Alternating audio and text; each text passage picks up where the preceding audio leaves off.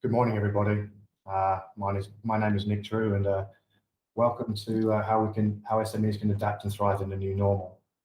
I'd like to just start off by just saying, COVID-19 started as a health crisis and has quickly become a financial one too. I think no one expected COVID-19 to have such a large impact on our daily lives, but now, as we know it, we are learning so many new things about ourselves, be it a new skill or learning to better appreciate the joys of being the company of our family. That said, I'm expecting my son to run in at any moment, as he frequently does. Organisations are learning a lot too. PNB recently announced that work from home could be a permanent option for many roles, citing strong levels of productivity. The way we consume goods and services and the way we work will most evidently have a sustained impact in a post-COVID world. And we'll touch on this a great deal during the day. One thing is clear though, the role of the digital economy is going to be significantly larger, and for businesses that don't adapt, they will be left behind. With SMEs being the bedrock of our economy, it's important that we come together to retrain, retool, and reskill our business to have that long-lasting impact in the digital economy. It was on this objective that the Mahir Digital Bersama Google, in partnership with AirAsia, Celcom, and RHB, came together to help uplift our country. This program is currently being streamed across Google Malaysia, Celcom, and RHB social channels. Excuse me. So, as I said, I'm Nick Drew. I'm your host for today and the first speaker of the morning. I look after the performance business and the agency business here in Google Malaysia. The topic for my presentation will be about how you can simply promote your business online using tools that are available for free. But we have a packed morning. And do bear with us as we introduce and reintroduce part of our speakers today and come to a conclusion with a panel discussion at the end. So as I said, I will start. The topic of mine is about how you promote your business online. 9:35, I'm delighted to welcome and we'll be joined by Raaj from RHB, for him to talk about and learning about an omninet channels merchant solution that can help your business grow online. Again at 10:15, Karen Chan, AirAsia, will also be joining us just to talk about their e-commerce channels and how they're adapting and pivoting in the world of travel and how the future of their business looks like. And then finally, our following speaker will be Azlan from Celcom, speaking about how to get connected, how to be productive, and how to be digital. And as I said, we'll end the session with a 45-minute moderated discussion and Q&A.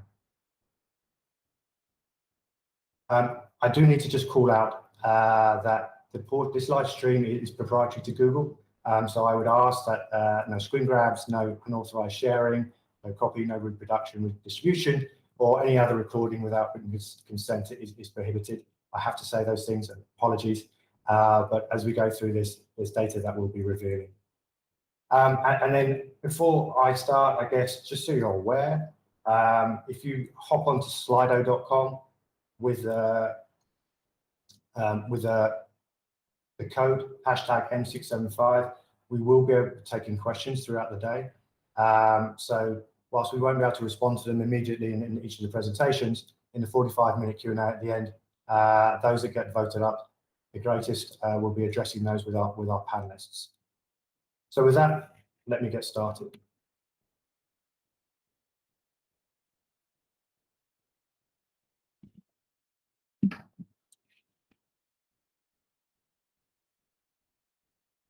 So again, for those just joining, I appreciate it's 9 o'clock in the morning. My name is Nick Drew. I look after performance and agency business here in Malaysia.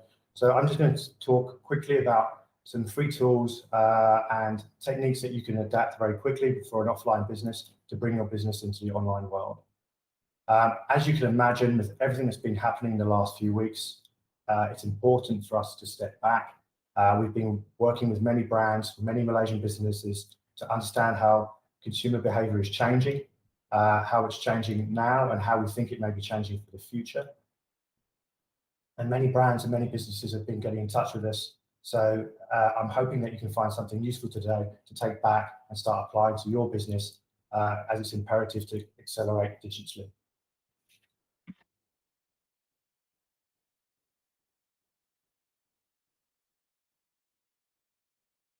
So 25 minutes fast tracking your digital and digitalizing your business online. So really just about helping you to move forward and tools to help your business. If nothing else, I think there are 3 key things that we just want to for you to take away. Just ensure your customers are up to date on your business with Google My Business. We'll introduce kind of Google Trends, which is a simple way for you to learn and understand yourself, what your consumers are interested in. And finally, simple ways to quickly and freely promote your business online.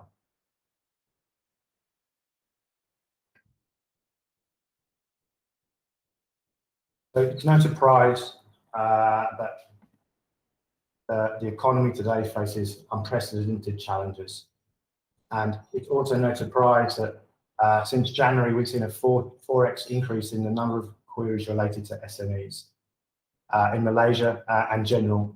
So whether that be SME looking for finance help, SMEs looking for tools and applications to take their business online, I think the general sentiment in these tough times is that the local Malaysian consumer wants to support SMEs, and we see many Facebook groups and many WhatsApp groups developing to keep our SMEs afloat. Where people are sharing details about their businesses, they like and want to support the sharing of details on their neighbourhood restaurants as an act of solidarity for their local businesses. I know in my own case, I've been using various SMEs, I guess, also with my team. So I took advantage of a local DIY restaurant that does home meal kits, and so me and my team enjoyed an afternoon of cooking together, just to keep that morale up as we're all adapting to these new normals. But look, I also realised that there are many university students out there who have come together to teach SMEs on how to digitise their business for free. I have various friends within the community here who have reached out to me knowing that I work in Google, again, asking the questions about how do I do this? How can I quickly transition my business from an offline business into an online business? We recognise that SMEs in Malaysia account for more than 2/3 of the total employment and contribute circa 40% to the economy. And if it's not too much to say, we also realise that in a recent survey, 50% of SMEs have stated that they will need to downsize and restructure post-MCO. And we also recognise that stimulus is apparently needed, with 30% of SMEs saying they only have enough cash to last to the end of May. Look, and I guess as we get into the day and you continue to engage and listen to the speakers that we have across the next few hours, you'll start learning about how to take advantage of those opportunities and position yourselves and ourselves to the new norms that are developing, which will impact our ability to recover.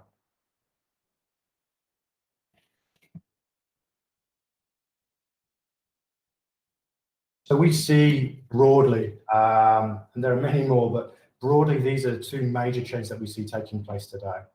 And I'm just going to talk about these very, very quickly, but as you can imagine, there's a huge shift to digital. And the second one, all about how people are adjusting to their lives and their new lives at home. I'm loving spending more time with my family. I'm loving spending more time engaging with my kids, and long may that continue. But as we talk about these trends and these shifts, it's important that you take these shifts on board and how it then informs your business strategies moving forward. Because we realise that whilst I can't see into the future, these trends will remain relevant across the remainder of 2020, and long will they continue into 2021. The recent announcements around the conditional MCO has brought around change. I'm enjoying going out at least now for a run and to ride my bike. But consumers as businesses and as they tentatively go back into the workforce, the word is tentative. People are still concerned about health and safety risks. I've been counting down to the opportunity to go outside, but I am still concerned. So again, just to reiterate, do embrace this shift to digital and do think about how people are adjusting at home to help inform your businesses.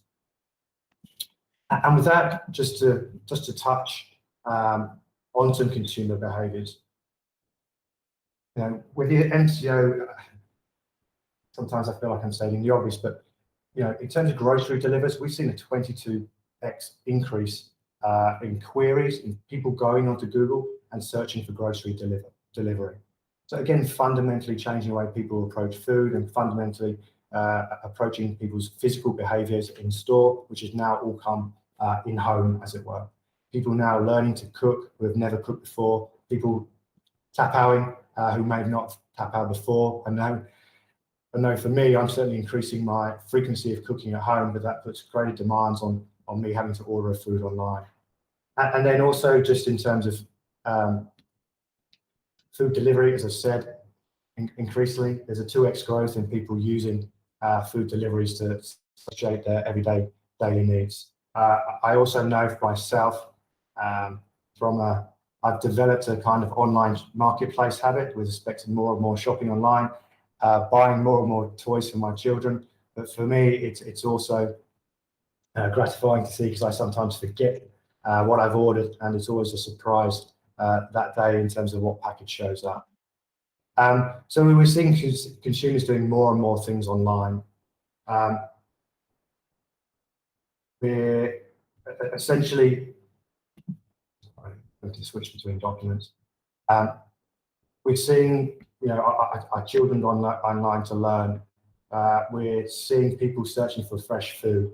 We're seeing people wanting to understand how to buy things online. And so the internet has just become a place increasingly for people to learn more and more and how to navigate their everyday lives. Interest in registering for online banking. How do I pay my bills? How can I make transfers? With the broad closure of physical branches, how then do I manage my finances in the online world? So if your business has moved online, it's good to have all these kind of tutorials available on your website or however you're connecting with your consumers online. But do think about how you're helping the Malaysian consumer understand how to navigate this place. And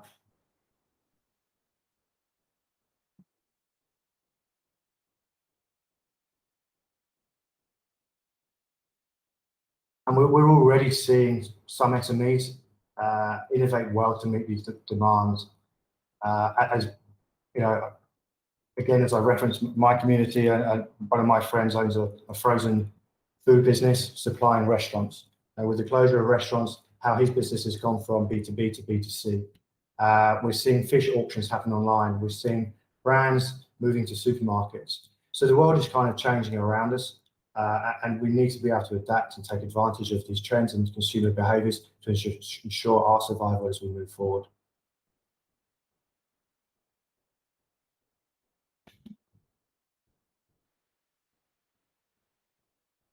So how are people adjusting at home as well? So I've touched on this already, but increasingly we're seeing people doing more cooking. We're seeing people increasingly wanting to understand more about recipes and what they can actually do.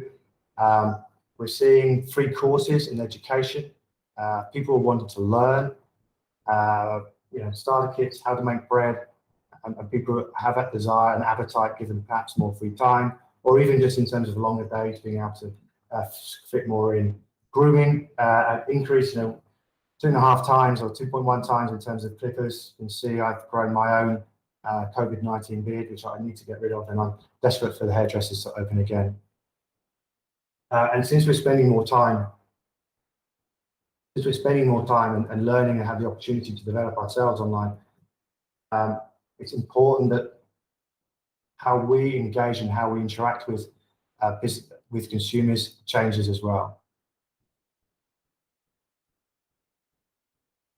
Sorry.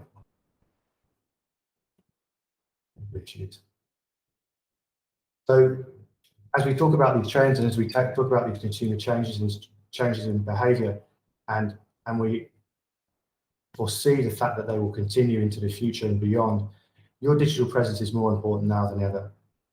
So again, as the next section, I'm just going to share a few simple tools and resources that are available to you as a business to take advantage of. Your digital storefront, whether it's the first thing your customer sees about your business or it's the final touch point resulting in a transaction, be that online or even offline again, it's a direct representation of your business, for better or worse. So how do you ensure that digital experiences matches the way you want to treat that person in business or in person?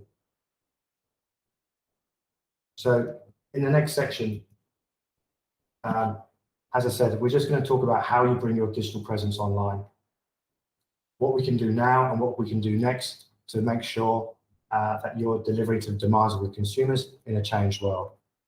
So the 4 things that I'm just going to quickly run through as useful resources for SMEs like yourselves is: how do you keep your customers informed? How do you deepen your understanding of your consumers and customers so that you can adapt your business and satisfy growing demands or growing trends? How do you simply promote your business? And then finally, I'll just finish with some key opportunities in terms of how you can learn new skills to grow your business online. So keeping your customers informed. This is pretty straightforward, and you may already be on this, but Google My Business is just a very simple platform. There's a link in the description below that you can just click into and start this process. It being very intuitive to allow people to connect with you across Google Search and Google Maps. And so the tool there, and this is just an example, this is what pops up, and this is how you get discovered on Google Search and Google Maps for free. It also allows you the opportunity to keep your consumers up to date. And as I said, and just to reiterate, it's important that consumers are up to date with the latest information about what they can get from you. So here, be that your opening times, as CMCO starts to lift and your business can physically transact, that's an opportunity for you to be able to inform your customers moving forward. Alongside that, if you're taking advantage of the other delivery methods and online delivery methods, you are able to share, for example, your menu here, your telephone number, so people can contact you and start ordering from your menu. And we're using a restaurant here as an example, but using this as an example to be able to keep people up to date with your offering, how that may or may not change over the course of the next 6 to 12 months. And with that, you're also able to update features to let consumers know the latest news, especially about, especially in these kind of uncertain times. So be that how you're operating, the challenges that you're faced, again, opening times, and also deliver key messages to your consumers about your business and how you're operating and how you're looking to the future with respect to bringing people closer to your business as a brand. So be that your menus that you may be able to showcase, but here, taking examples of a locksmith, you're able to then again showcase all the services that you have available to you as a business. So consumers know that they can call on you, be it for that fact that you are 24 hours, be that for the fact that you can provide a lock replacement, or just the fact that you've lost your key and you need a locksmith to get back into your car, back into your house, whatever it might be. So again, it's just a platform where you can portray and serve vast information about your business. And again, from a product offering, this is what you can show. So from scarves to bajiraju to outfits as we get into Raya and the end of Abidin, how you can then start driving online sales and or driving traffic in store as well with the offers that you have. And then there's also a function here how you can actually reach out. So people can contact you, people can ask questions of your business, and in this example, people can reach out and actually make an appointment to come and see you. So again, just simple tools to keep consumers up to date and informed of how your business is operating in these challenging times. And then simply a request for a quote. So if I do need new tyres, actually I desperately need new tyres, all 4 of mine need changing, excuse me. So I can reach out to a tyre shop and I can request a quote. You decide how quickly you respond. Obviously, the faster the better. And I can request a quote for 4 new tyres on my car. So the platform just allows you to bridge the gap between at the moment in terms of the lockdown to the conditional MCO and how that may be lifted in the future. But the platform just allows you to continue that dialogue with your customers whilst maintaining your presence and being discovered in the online space. And with that as well, with Google My Business, as you get into the tool, and if you go through the links, then you'll also see that it will simply build a website for you as well. And it does that in about 10 minutes. No need to update that. That website is permanent, it's present, and as you update your Google My Business application, that is all pulled and updated immediately into your profile as well.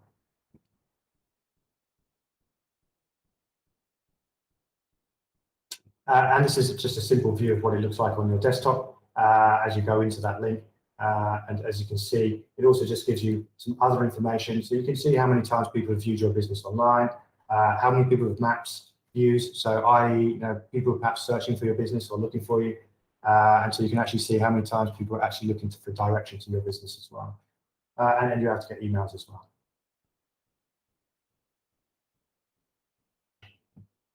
Free to download. Again, the links are there, be it on Google Play or the App Store. It's all there. So I'll just pause on this briefly. People are looking to access and edit their information now.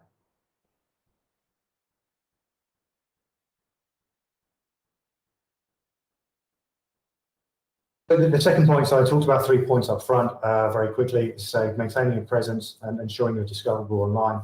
But a great free tool that we also have at Google is Google Trends. So this just allows you to keep up to date in terms of what is happening in the marketplace. We use this tool extensively internally to try and understand consumer behaviors.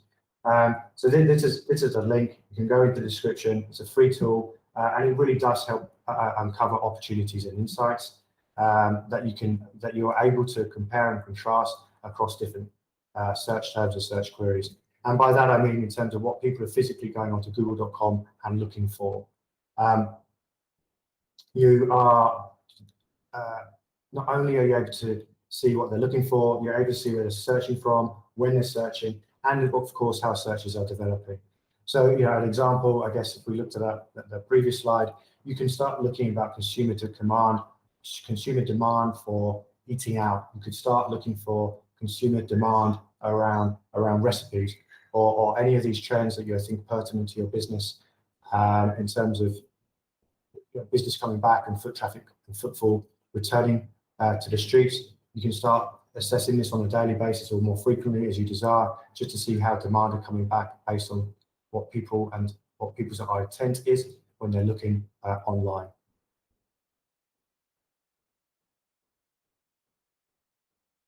And then simply about how you can promote your business online. So I'm not going to get too detailed or too complex in this, but simply put, and we're not talking about paid media here as well, but as we talk about search queries, we just mean somebody who goes onto google.com and is looking for something, be that how to solve, how to cook, restaurants near me, etc., whatever that might be. You all know, if you go up, I'm sure many of us use Google on a daily basis. You have paid results at the top, but then you also have your organic results underneath. So what's important for us is just to convey, we're just talking about the organic results and the search results, and we just wanted to give you a few simple tips in terms of how you can make sure that you're appearing in the organic results.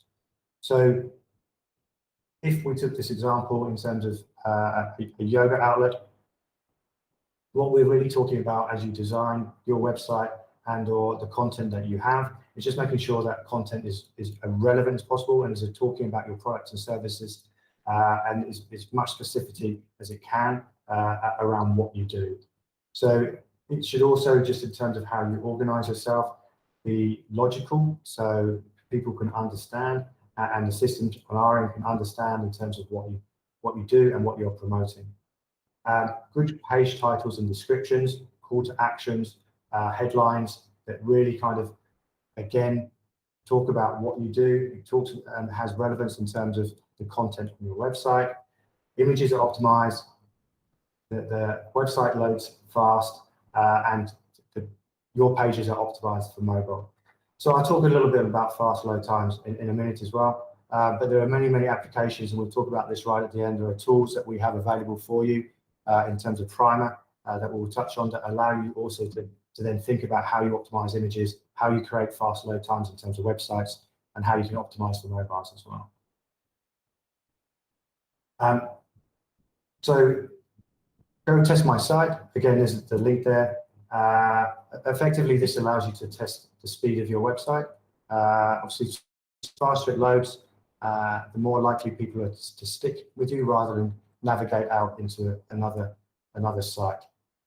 So if you put your domain into this as a tool, go test my site, it will tell you how fast it loads, on what network, at what speed, but then it can also produce simple recommendations for you to adjust and make changes to your website to make sure that it loads faster. Search Console measures your site performance, and again, can give simple recommendations about what to adapt and change to improve your performance of your website. And then behind that, we have Google Analytics, which again is a free tool, sits behind your website, and literally tells you consumer behavior on your website, where traffic's coming from, where traffic's going to, and then also allows you to understand better who your customers are, and then subsequently how to engage with your customers.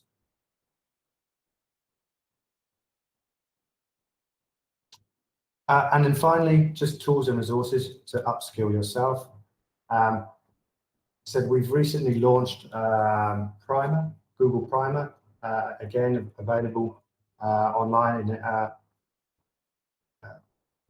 in the Play Store, where it's a simple, intuitive content which you can consume at your own leisure, which gives you simple free 5-minute lessons around how to take your business and marketing skill sets and adapt them into the online world.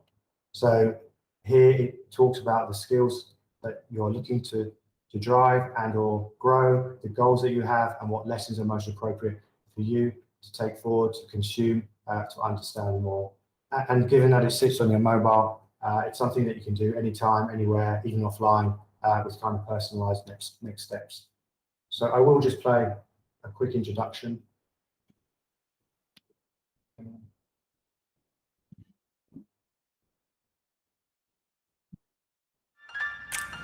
Maybe you want to be your own boss. Maybe you want to make your products look amazing online. Or maybe you want more people following you on social media who'll buy your stuff. No matter what, learning about things like business and online marketing can help you reach your goals.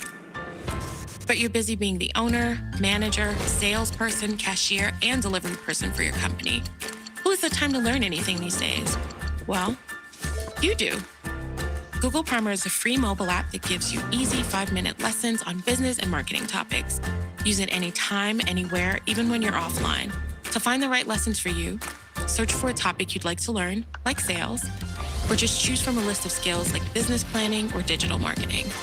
You'll even get a badge when you finish 4 lessons in a topic. It's so quick and easy. You'll be back to business in no time. Google Primer is a simple way to better your business.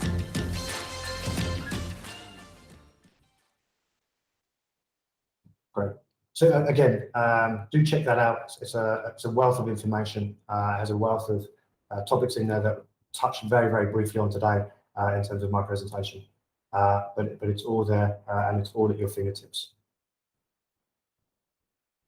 And then the other one is Google Skills Shop. So again, if you go online, Google Skills Shop, within here, there are more technical aspects and technical skill sets with respect to how then do you start advancing your capabilities online, how you grow your business with ads, how you understand the value of search, how our auction works.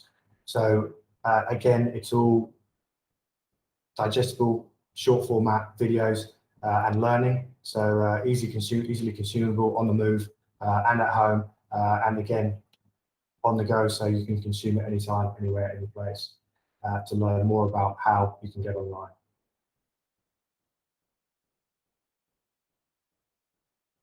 And as I said, in terms of Grow with Google, the link there as well, just about other options and free resources that we do have as a business that allows you to help grow your business.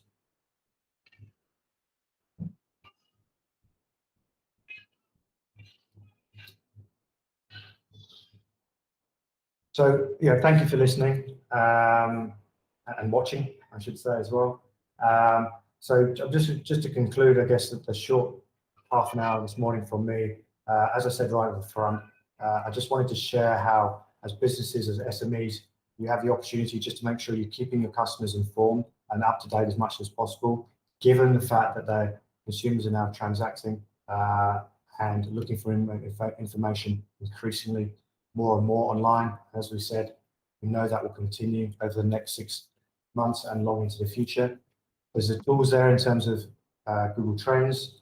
Check it out. It allows you, again, just to look at different trends, different things that consumers are looking for online, and take words and look at your own businesses and think about how that applies to your own businesses, and see how people have more intent to a category or a food type, or whatever it might be that you're looking to sell.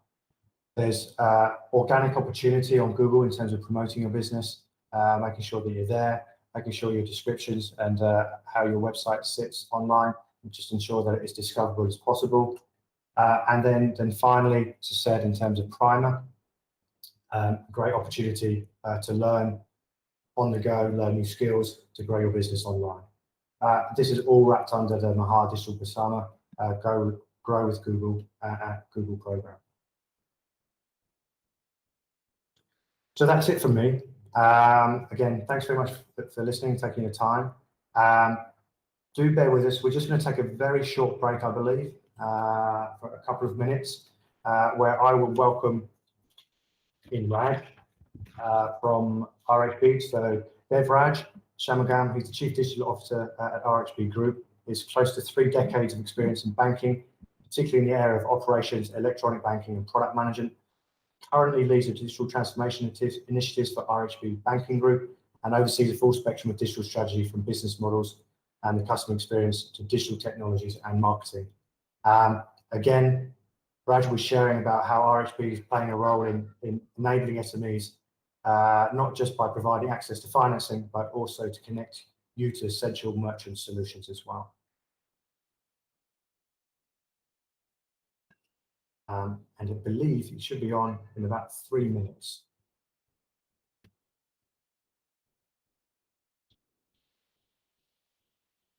So before he joins us, perhaps if you'll allow me, I'm just going to skip back through my presentation. Just as a reminder, again, for those who may join a little late, we do have like a live Q&A session happening a little later today. At about 11:30, where we're taking live questions for our panelists today. And again, if you've just joined us, as said, we have Shanmugam Raaj joining us next. We have Karen Chan, CEO of AirAsia.com, joining us at 10:15. We have Azlan Abidin joining, the Chief Enterprise Business Officer, also joining us at 10:50 from Celcom as well. And as I said, this is slido.com. Use the code hashtag N675 and feel free to ask questions. We do only have a 45-minute session, so we'll try and get through as many questions as we can, but do bear with us.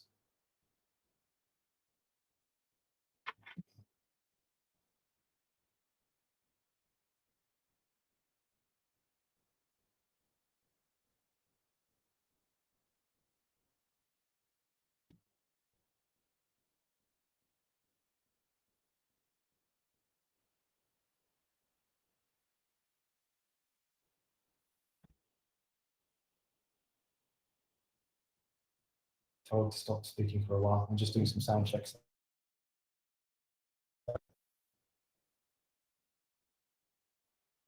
Okay, we're all muted. Raj, just a quick check. If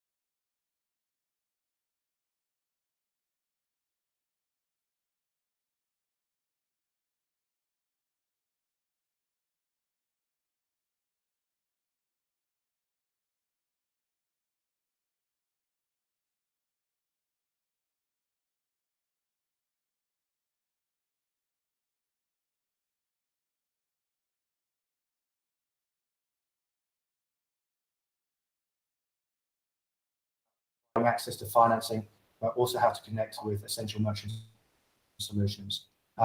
With that, I will hand over to Raaj, and I'll see everybody very soon. Thanks very much, Nick. Very good morning to everyone who's on the webinar today. I'm glad to be here, and it's indeed my pleasure to be able to share what RHB is doing to help our customers during these trying times. Well, as the title says, it's all about navigating through the trying times. And we are certainly here to help our customers in whatever way that we can, to first and foremost, to help our customers to sustain business operation, as well as to regain the momentum of business momentum, as well as to grow their business. So if I may go to the next slide. So basically, I'll be covering 4 main areas. Some insights about RHB's SME ecosystem, where we help our customers to adopt digital solutions, not only for digitizing business operations, but as well as to interact with the customers and to fulfill their business obligations, right? The second part of it will be primarily on cash management solutions. So this is where electronic banking and e-commerce comes into play to help our customers manage their accounts payables as well as accounts receivables. And we all know that e-commerce is a key enabler during this time. And this is where we are able to help our customers to adopt new ways of doing business. SME solution, it's all about comprehensive suite of solutions, and it's not confined to banking. It also has a lot of operational business management tools to improve operating efficiency. Right? And lastly, and most importantly, which is needed very much at the moment, it's about providing easy access and convenient way of applying for financing. I will be sharing a little bit more on that later.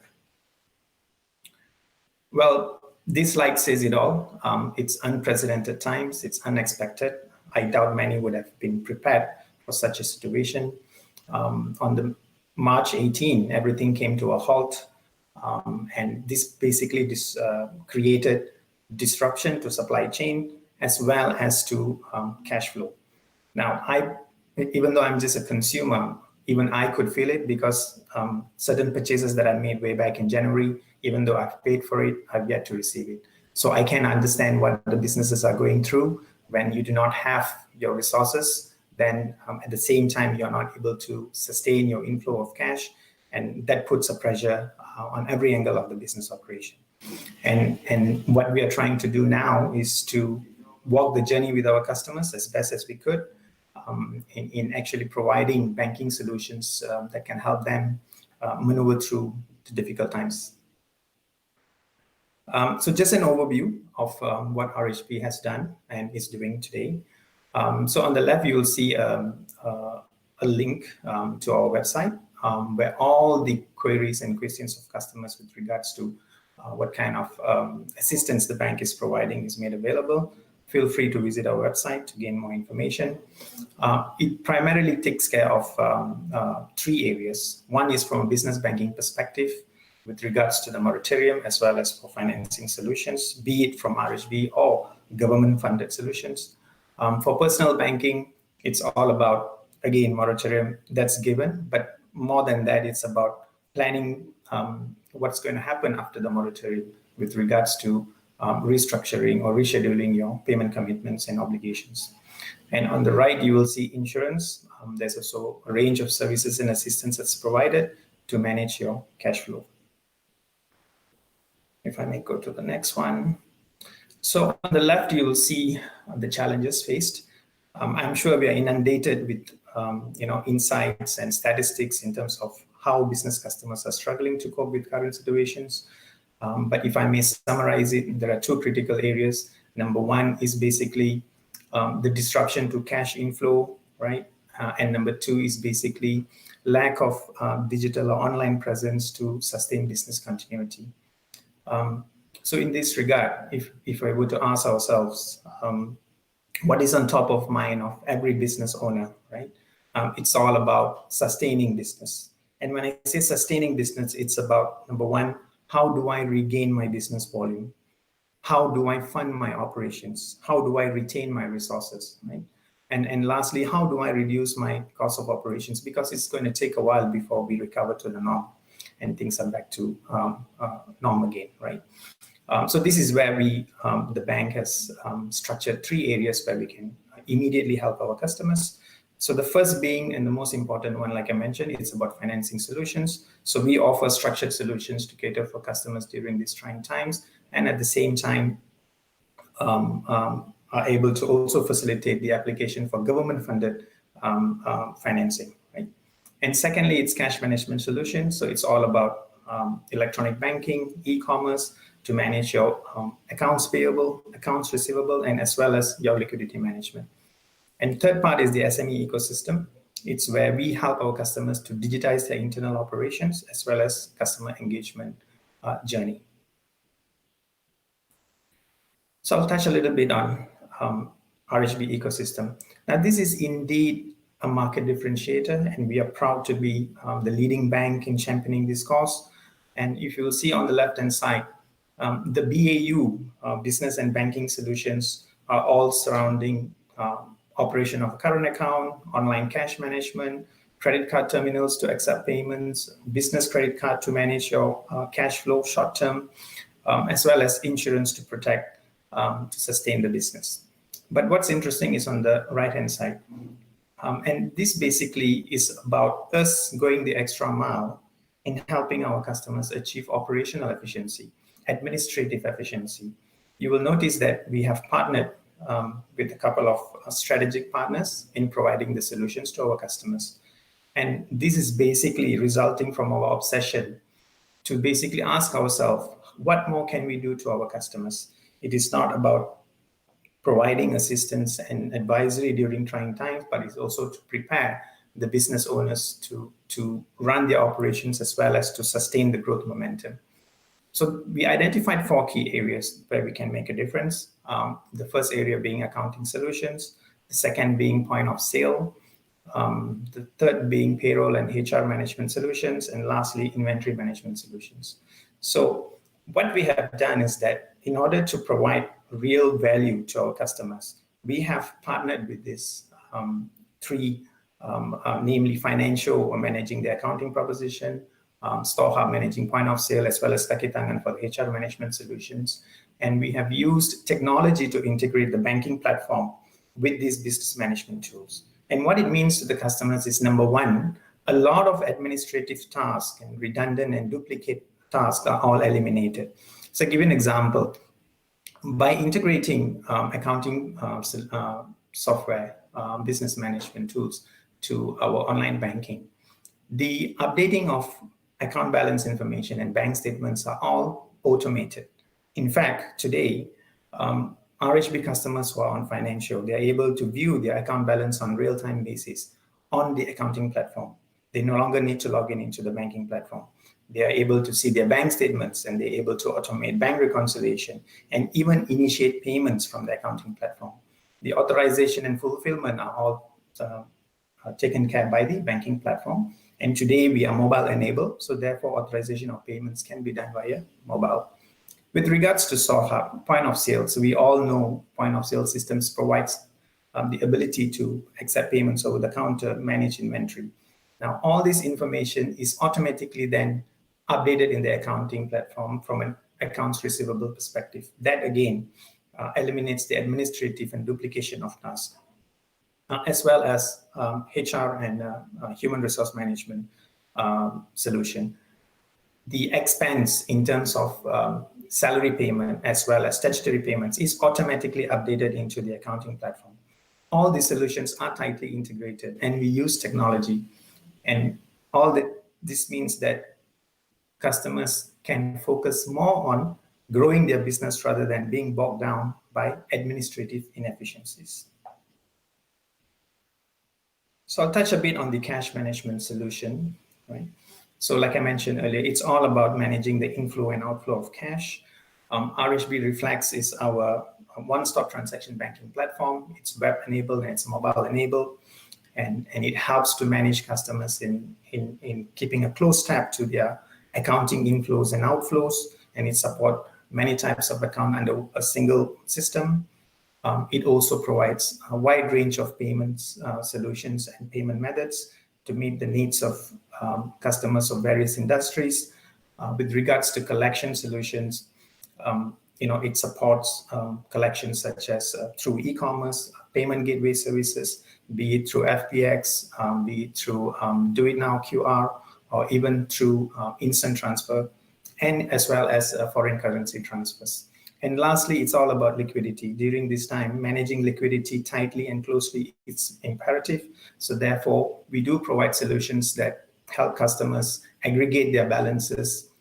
We even offer interest on current account to basically increase the yield on idle funds.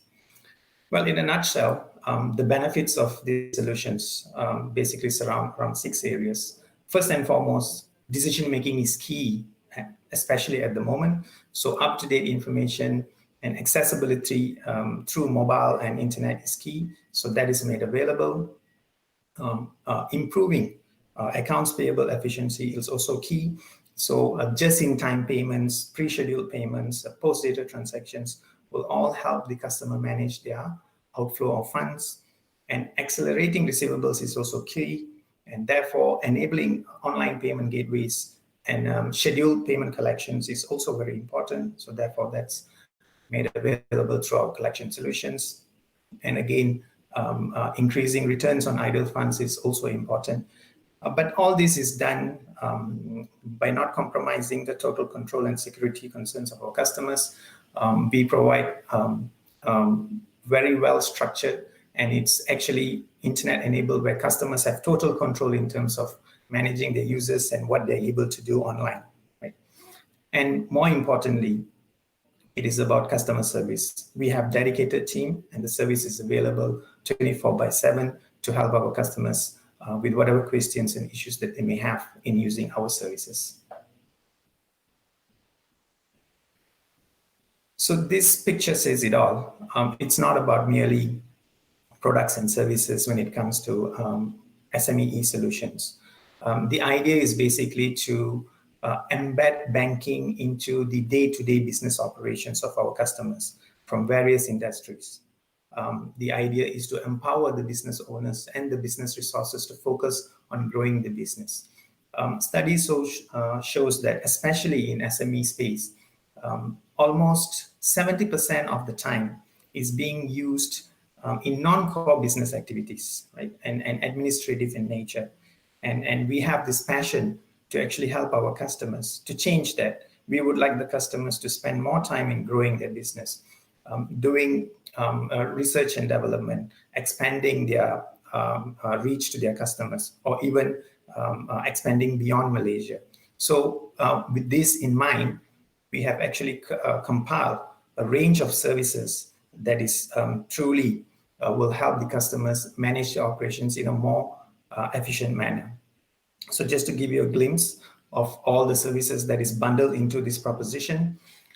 So SME solutions takes care of six key areas. The first and foremost is business insurance. Secondly is cloud-based accounting software. Third is basically the merchant card terminal and mobile card terminals to accelerate collections. And the fourth one will be the electronic point of sale, both online and offline, and the human resource management solution. And lastly, the business credit cards that's going to come in handy during short-term cash flow needs. And all this is actually centered and integrated with our web-based cash management system, which makes the whole operation and use of the service seamless and convenient. A little bit more details on SME solutions. So a business current account is essential for any type of business because it's used to manage the inflows and outflows of cash. And for us, it's important to enable it operation of the business current account via the online as well as the mobile banking platform 24/7. The online cash management system offered by RHB Bank enables the customers to be on top of things with regards to financial and banking matters. Again, the electronic point of sale and the integration with the banking platform enables the customer to fulfill their day-to-day operation as well as financial reconciliation. Integrated cloud-based human resource payroll system. Again, it is very essential, even though it only comes into play during the month end, but sometimes it could take a lot of time. So we have automated the integration as far as we could to minimize the effort and resources that it's consumed during the fulfillment of the monthly obligations. Well, on this page, again, it's about collecting payments. Credit card is key, and it remains as a key payment mechanism or mode in Malaysia. Customers are prefer to use debit card and credit card for payments, and therefore it is important for you to be enabled to collect payments via these channels. Business credit card, it's not only used for travel and entertainment expenses for ease of payments, but as well during times of need, it can also provide you with short-term cash flow funding. Again, accounting software is key to keep a track on all your business financial transactions, as well as it will come in handy when you intend to secure financing for your business operation. Insurance is important because you want to ensure that your business can run smoothly and you can run it with peace of mind. So therefore, we have bundled 8 critical coverage into a single package, which comes at a very, very competitively priced solution.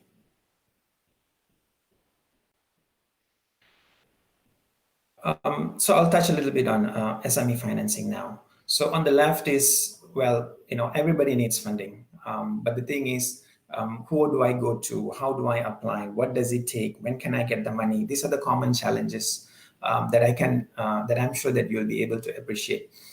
It's about how do I apply? What's the process? How do I know whether it's approved or not? How long does it take? What kind of documentations is required? It can be very overwhelming. And sometimes these are the issues that actually stops the business owner from pursuing to secure funding from the bank. So this is where we have made a significant difference, where we have actually enabled online application of SME financing. A product called iPintas is fast, hassle-free, and simple. You can actually apply it online, and you just need to spend 10 minutes. It gives you funding from a range of 50,000 to up to 1 million. And the repayment period is up to 84 months, and no security and collateral is needed. All is needed are just 2 documents, and you can submit it online, which is the NRIC of the directors, as well as 6 months bank statement. That will basically enable us to process your application and let you know within 2 days as to whether you're eligible for the loan or otherwise. And if yes, within 5 days, you can get the cash in hand, right? Further insights on SME online financing. So there's a list of eligibility checklists. The system, when you apply it online, the system will basically guide you with some questions and filters that will enable you to determine whether you're eligible for this loan or otherwise. So some of the key criteria that you need to be aware of is that the program is catered for certain sectors within RHB Bank's lending appetite, and all the shareholders and directors are required to be Malaysians, and all shareholders and directors with shareholding above 25% are required to act as guarantors, and the youngest guarantor needs to be below the age of 69, and the company needs to be in operation for a minimum of 1 year. And lastly, the annual sales turnover needs to be RM 350K and above. So today we have 2 programs actually for financing. One is iPintas, which I've explained, and the other one is RHB BizPower Relief Financing. We will be launching this product sometime around next month. This is again another variation of our lending proposition to cater for unique needs of our business customers.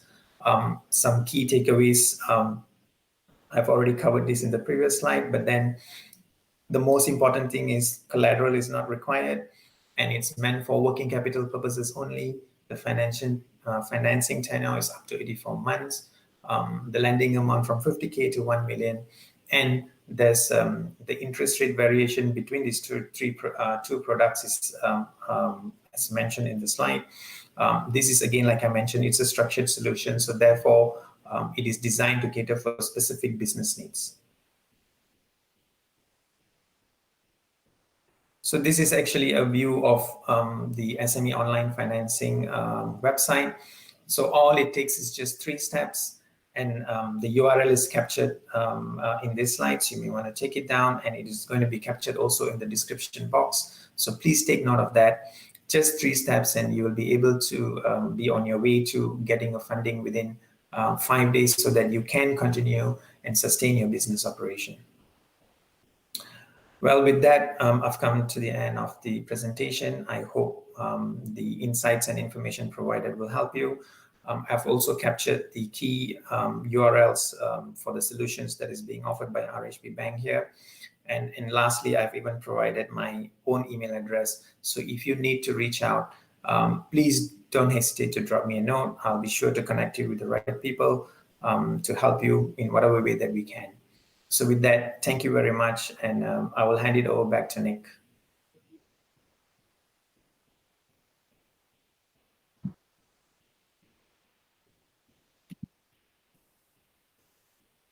Thank you, Raj. That was great. And just listening to your session, it kind of makes perfect sense that RHB has built out this kind of comprehensive digital solutions for SMEs. Increasingly, people want that, that one-stop digital solution, just make it easier and faster to get those credit decisions, as well as access digital solutions for cash management and payroll, etc. I guess as an SME or a business CEO, accountant, HR manager, operations manager, so anything we can do, or RHB is doing in terms of simplifying those tasks and making life easier, will also just allow everybody to serve customers better.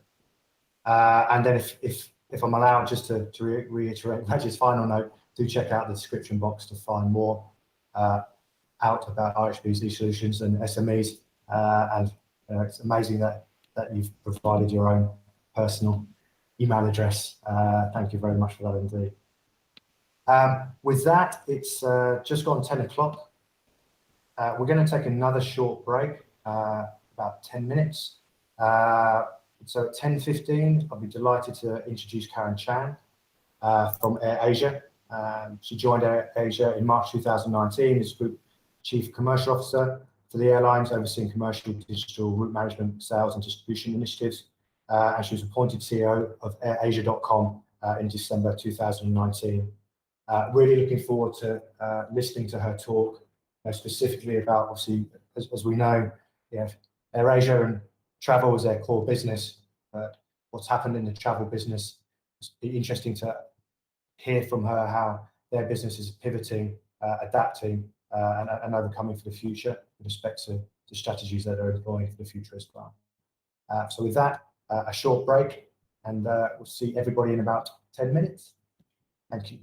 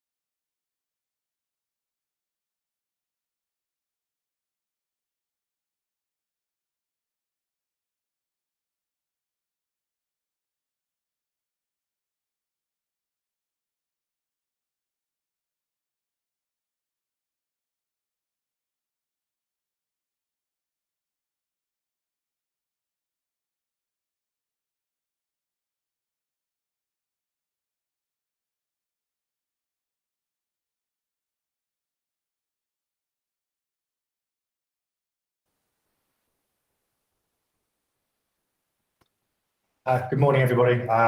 Welcome back, and I guess welcome to those who may have just joined us. My name is Nick Drew. I work at Google. I look after the performance and agency business here as well. If you're just joining us, you're tuning in to listen to how SMEs can adapt and thrive in the new normal. So far, you've heard from myself with some simple tools for an offline business to get online, and then also Raaj from RHB with respect to how RHB is enabling SMEs and delivering essential merchant solutions as well. I'm delighted to introduce our next speaker, Karen Chan, CEO of AirAsia.com. For those who don't know her, Karen Chan joined AirAsia in March 2019 as Group Chief Commercial Officer for the airline business, overseeing commercial, digital, route management, sales and distribution initiatives. Post this, December 2019, she was appointed CEO of AirAsia.com and is responsible for transforming AirAsia into the fastest growing travel tech and lifestyle platform in ASEAN. Personally, I'm really looking forward to hearing her talk. I think we will all be aware of AirAsia is that their core business is in travel and the challenges that the travel business is currently facing globally. So it would be great to understand how AirAsia is going from a travel business and then pivoting dramatically to help serve SMEs and the Malaysian consumer in this kind of new world that we're operating in. With that, just again, thank you, Karen, and over to you. Thank you very much, Nick. Good morning again, everyone. My name is Karen from AirAsia. Very happy to share with you all this morning on how AirAsia.com is unlocking online commercial opportunities, not just for travelers, as Nick was mentioning, but also to SMEs, so to future-proof the business as we prepare for a new reality post-COVID, ensuring that we're all in this together, saving jobs and also supporting communities. Allow me to quickly share a little bit of background on what is AirAsia.com. Yes, this is still the online portal, the direct channel whereby travelers can purchase air tickets from KL to Penang, and hopefully when we can fly international again from KL to Osaka. But we are now much more than just an airline portal. AirAsia.com have transformed into a lifestyle and travel app, leveraging our data and technology to allow customers to browse, to buy, to engage, to earn points and burn points, all in the convenience of one super app. Now, you might be thinking, how can AirAsia as an airline become a super app? Let me share some numbers and data with you. Maybe all of us will know that the costliest expense for any online platform is really a new customer acquisition. Whilst most of the other OTAs or online platform have to pay about 20 to 50 ringgit for one new customer acquisition, AirAsia as a brand has been around for 18 years, and over 80% of our traffic are actually direct traffic. We have over 40 million downloads of our app. On a daily basis, we have 2 million customers and users visiting our website, our mobile site, and our app. And right now, AirAsia.com is no longer just an airline. We have over 400 partners, from activities, selling tickets to Disneyland, to Universal Studio, museum tickets, all the way to mobility, airport transfer, local in-market transfer, to deals. We are doing a lot of deals with different retailers, and I'll go into that a little bit longer. And even payment, we have multiple payment options now available, from Alipay all the way to GoPay in Indonesia. We now have over 12 different lines of business and product portfolio, and now we serve over 200 nationalities before the COVID hits. Going back to what we are all experiencing now, which is basically the new reality. Many analysts would compare what we're going through to almost the Great Depression in the 1930s. We have seen huge economic impacts, from plunging of the oil prices to basically loss of jobs. As you can see here, unemployment for Malaysia may now be forecasted to between 5 to 9% for the coming months. And our GDP for many years have now basically gone negative to 0.7%. And this is no news to anyone, but the travel industry, especially the airline, has been the hardest hit. You may have already read in the news, over 90% of our planes, our pilots, our crew are now grounded. And network coverage for all airlines post-COVID will be significantly reduced. And depending on different government regulations, the loading for the flights will be capped at 50% for the foreseeable future. So that would also be impacting our yield. The good news is that AirAsia has gone through many, many crises. And as Tony, our founder, would always remind us, the worst of times bring out the best in us, and don't waste a crisis. And so what we have actually done as we started reopening domestic travel in both Malaysia and also in Thailand, we've already seen green shoots that customers and passengers, they really still want to travel. Even though some of the ones that's traveling now might be essential traveling, going back home, visiting families, doing businesses, we are basically anticipating that travel would be delayed, but it would not be diminished. The first and foremost priority for AirAsia is that as we start flying again, we need to ensure the health and safety of our passenger as well as our crew, so that not now only everyone can fly, we need to make sure that everyone can fly safely. We've been doing a lot of work with the government, with MOH, with MOT, to go and develop measures to ensure that air travel will be the safest mode of transport post-COVID. And we have done a lot of preparation and SOP across every single touch point, from pre-flight, social distancing, when you have to check in, contactless check-in as you go into the self-serving kiosk, in-flight, ensuring that we are minimizing contact between our crew and our passenger, so that all the meals have to be now pre-booked. And also in terms of cleaning the aircraft, cabin sterilization, deep cleansing, ensuring the HEPA filters are changed regularly. All these are already in place. And you can also see a lot of the news coverage on how we have been spearheading and basically leading in the end-to-end contactless procedures for air travel going forward. But apart from the travel industry, we are also very aware that SMEs have been hard hit too with this COVID situation. SMEs is the backbone of our nation, contributing 38% of the country's GDP and 66% of employment. The stimulus package that's been given by the government has given temporary relief to the SMEs, but I think for all of us to go and re-stimulate and basically revive the economy, we need to be in this together. And AirAsia is very, very much leading also in how we can support SMEs. We have done a lot of research in conjunction with partners like Google, Nielsen, Kantar, to go and understand the SME economy better. And this particular slide actually shows that while some industries have been hard hit, there are other industries that have actually flourished overnight. Anything that starts with online, anything that starts with home delivery and virtual conferencing, all these have basically gone up by multiples of 100%, 200%. And what we can see in particular, insurance, food, health and nutrition, all the daily essentials have really increased. Demand for fresh produce, for dry grocery and fresh grocery has been basically leading the category. And that is expected, as now basically during lockdown, people now need to go and eat and cook at home a lot more. So that's why AirAsia have actually stepped up.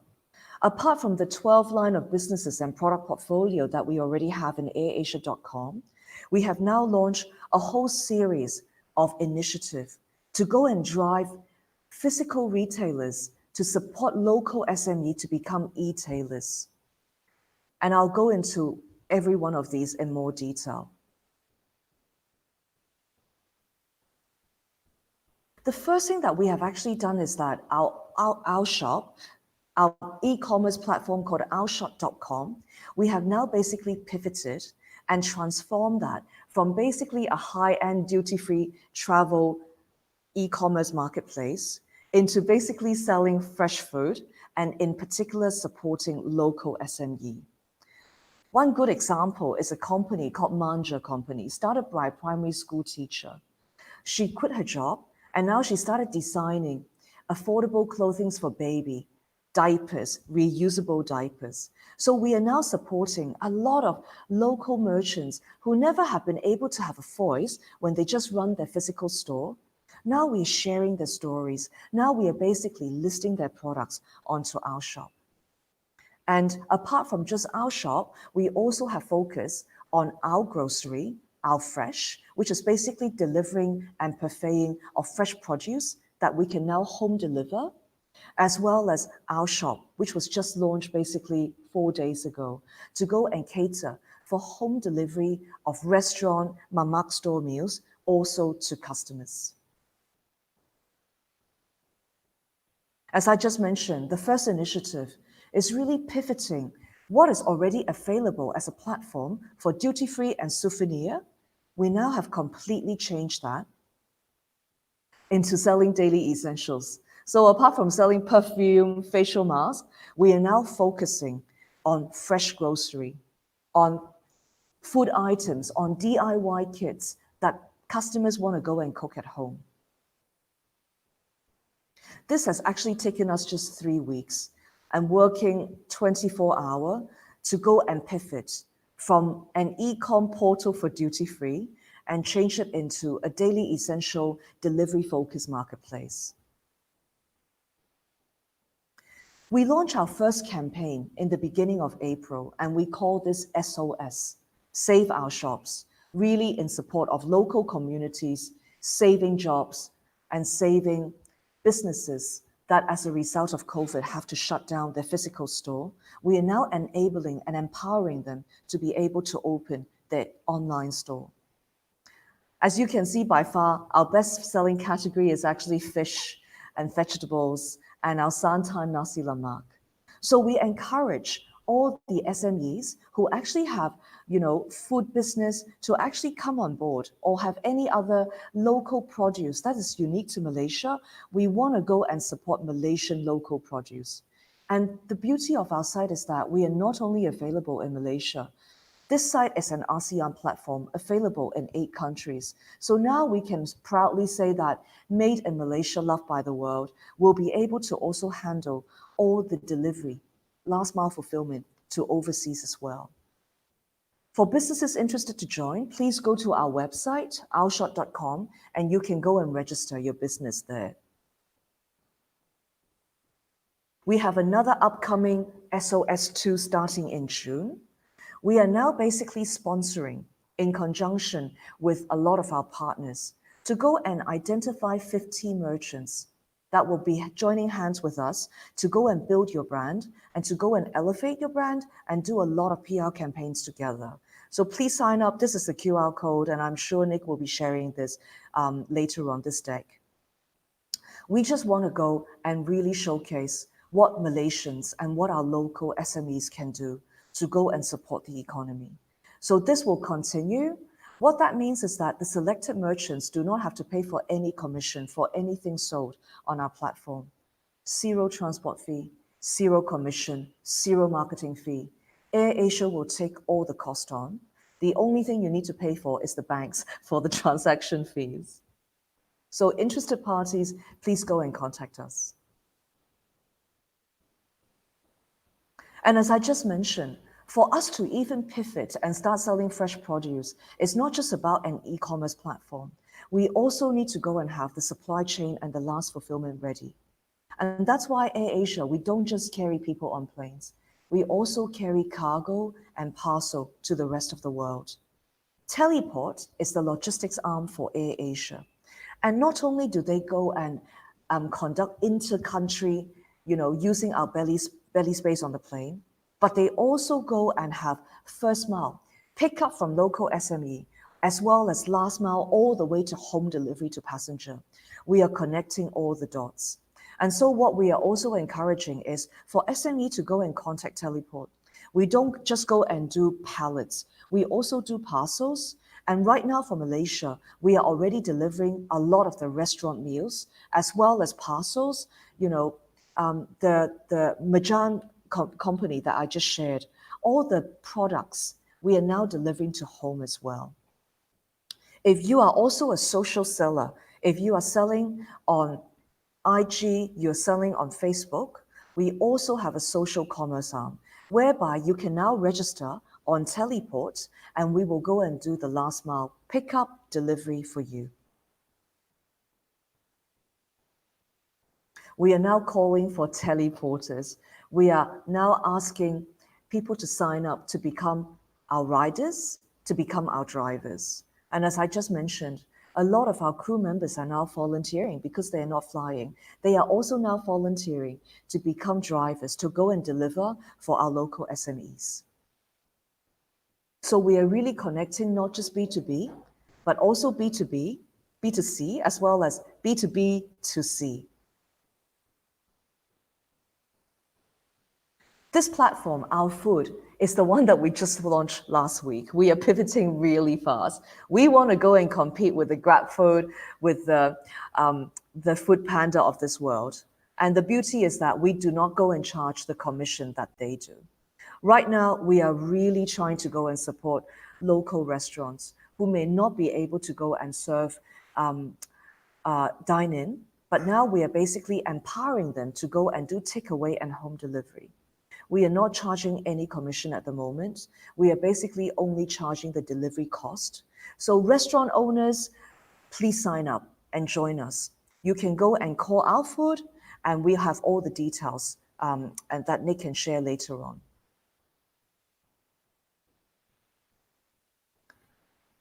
Another line of business as a response to go and support farmers, to go and support fishermen. We have been working very closely with the Ministry of Agriculture.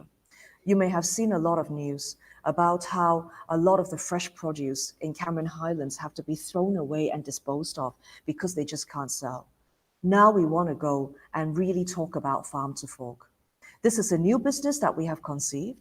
We really want to go and basically service farmers so that we can go and start selling fresh produce online for them, and we do the delivery to home for our customers. This is still a new concept. We are hoping to launch it by end of June. And again, for any distributors of fresh produce, we welcome you to contact us to go and start selling your produce on our platform as well. And that's why you can see from here, we are supporting our local SMEs and really growing this business. We already have a full-fledged out ecosystem from having an online portal that allows local SMEs from physical retailers to e-tailers. We also have our logistics platform to go and provide end-to-end logistics fulfillment solution, as well as also our loyalty product. Local SMEs who sign on, they are now able to go and earn points so that you can then go and start buying other things within our platform and redeem it. One whole ecosystem as a super app to go and support the local community. And for those who have actually flown with AirAsia before and tried our in-flight meals, Santan should not be an unfamiliar name. Santan is basically our in-flight meal brand. We have opened our first offline store in Mid-Valley in Q4 last year, and people would just basically say, wow, now you can actually have in-flight food now on ground. We have been doing very well before COVID, and now we are looking for franchising opportunity. We now want to go and franchise Santan brand to the rest of Malaysia. So not only are we looking for franchisees, there's a lot of detail and basically a full presentation on what that entails to go and sign up as a franchisee, what we would basically provide as facilities. We are also looking for riders because Santan is now also delivering to home. So please sign up and join us as we continue to go and expand our food division. As you can see here, our CEO for our long-haul AirAsia, he is also one of our volunteer drivers to deliver food. So we really want to go and basically take this opportunity for Santan, first starting in Malaysia to franchise and then going beyond to the rest of ASEAN. Nick will share later on the link for any one of you who would like to go and join us, to become a franchisee or even to go and join our company and work with us. Apart from commercial opportunities, AirAsia's DNA is also about serving those who are in need. And that is also what we have actually done. We have started donation drive to go and support the less fortunate and those in need. For those who may actually have seen, read on the newspaper, we started, apart from AirAsia Foundation, we have also started a donation drive called Give with E-Class. What we're trying to do is to go and support 5,000 families in need, agnostic of creed or culture or race. We want to go and support those who actually need us. We have been working with fire stations, police stations. We have been working with local communities, supporting local cafe in some of the hardest hit area, who are now basically turning the cafe into a soup kitchen. We go and donate food. We go and donate supplies. And these are some of the things that we have been doing for the past 3 weeks. We will continue even after Raya. The good news is that we have actually collected over 3 short weeks, 1 million ringgit. And we will continue to go and utilize these funds to support families, to go and support communities, and also charity organizations who are in need. For those who also want to go and participate, please reach out to us. The link is Give with E-Class, not only for donation, but also to sign up for some of the community work that you are also participating in. There are many, many opportunities that we are building within AirAsia.com.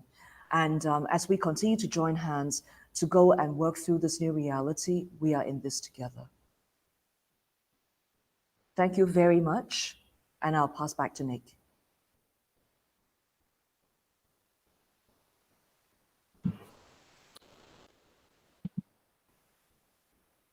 Thank you, Karen. Really appreciate your time and taking through the journey that you guys have been on. I think the bit that stands out for me really is just the speed. It's just incredible with respect to the pivot that you've made as a business. It's really, really, really, really impressive. I guess as I was listening through, AirAsia, we've always thought about digital being as part of your DNA. Has always been part of your vision. So again, the travel and tourism industry being most affected sector, as we see kind of globally, speed in terms of fulfilling deliveries for local businesses, your logistics arm in terms of how you've revamped and repivoted duty-free shopping, e-commerce to home is staggering. And then obviously with that, the support that you're offering to SMEs and Malaysia per se, it's just incredibly admirable. I will remind everybody that all the links and all the opportunities that Karen has spoken about are all in the video description below. They should all be there. So anything that you wish to find out more information about or participate in, do click on those links. They are there for RHB and they're there for the earlier presentation by myself as well. But finally, once again, thank you, Karen. Really, really appreciate the time. Thank you.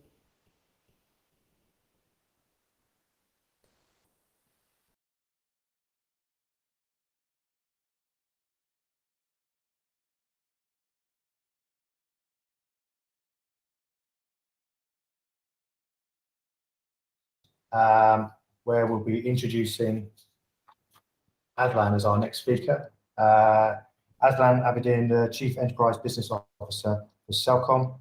Azlan was appointed as the new Chief Enterprise Business Officer, effective the 27th of May 2019, bringing with him over 22 years of experience in business management and operations.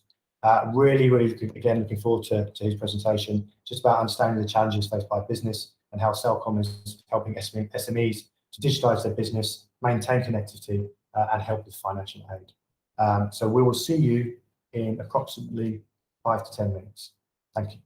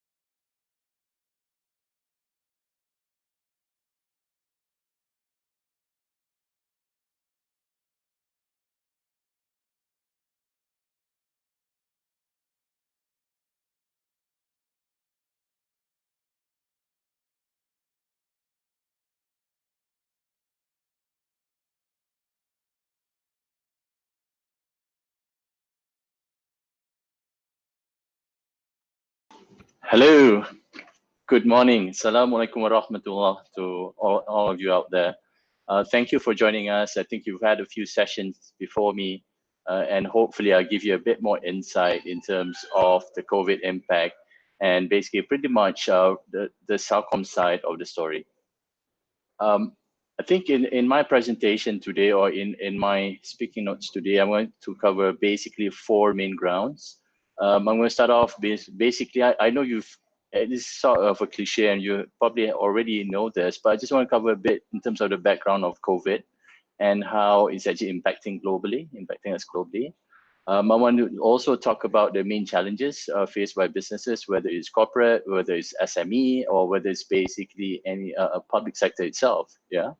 And further down, I think I wanted to share basically some insights that we actually gathered through a SME survey that we actually did a few weeks ago.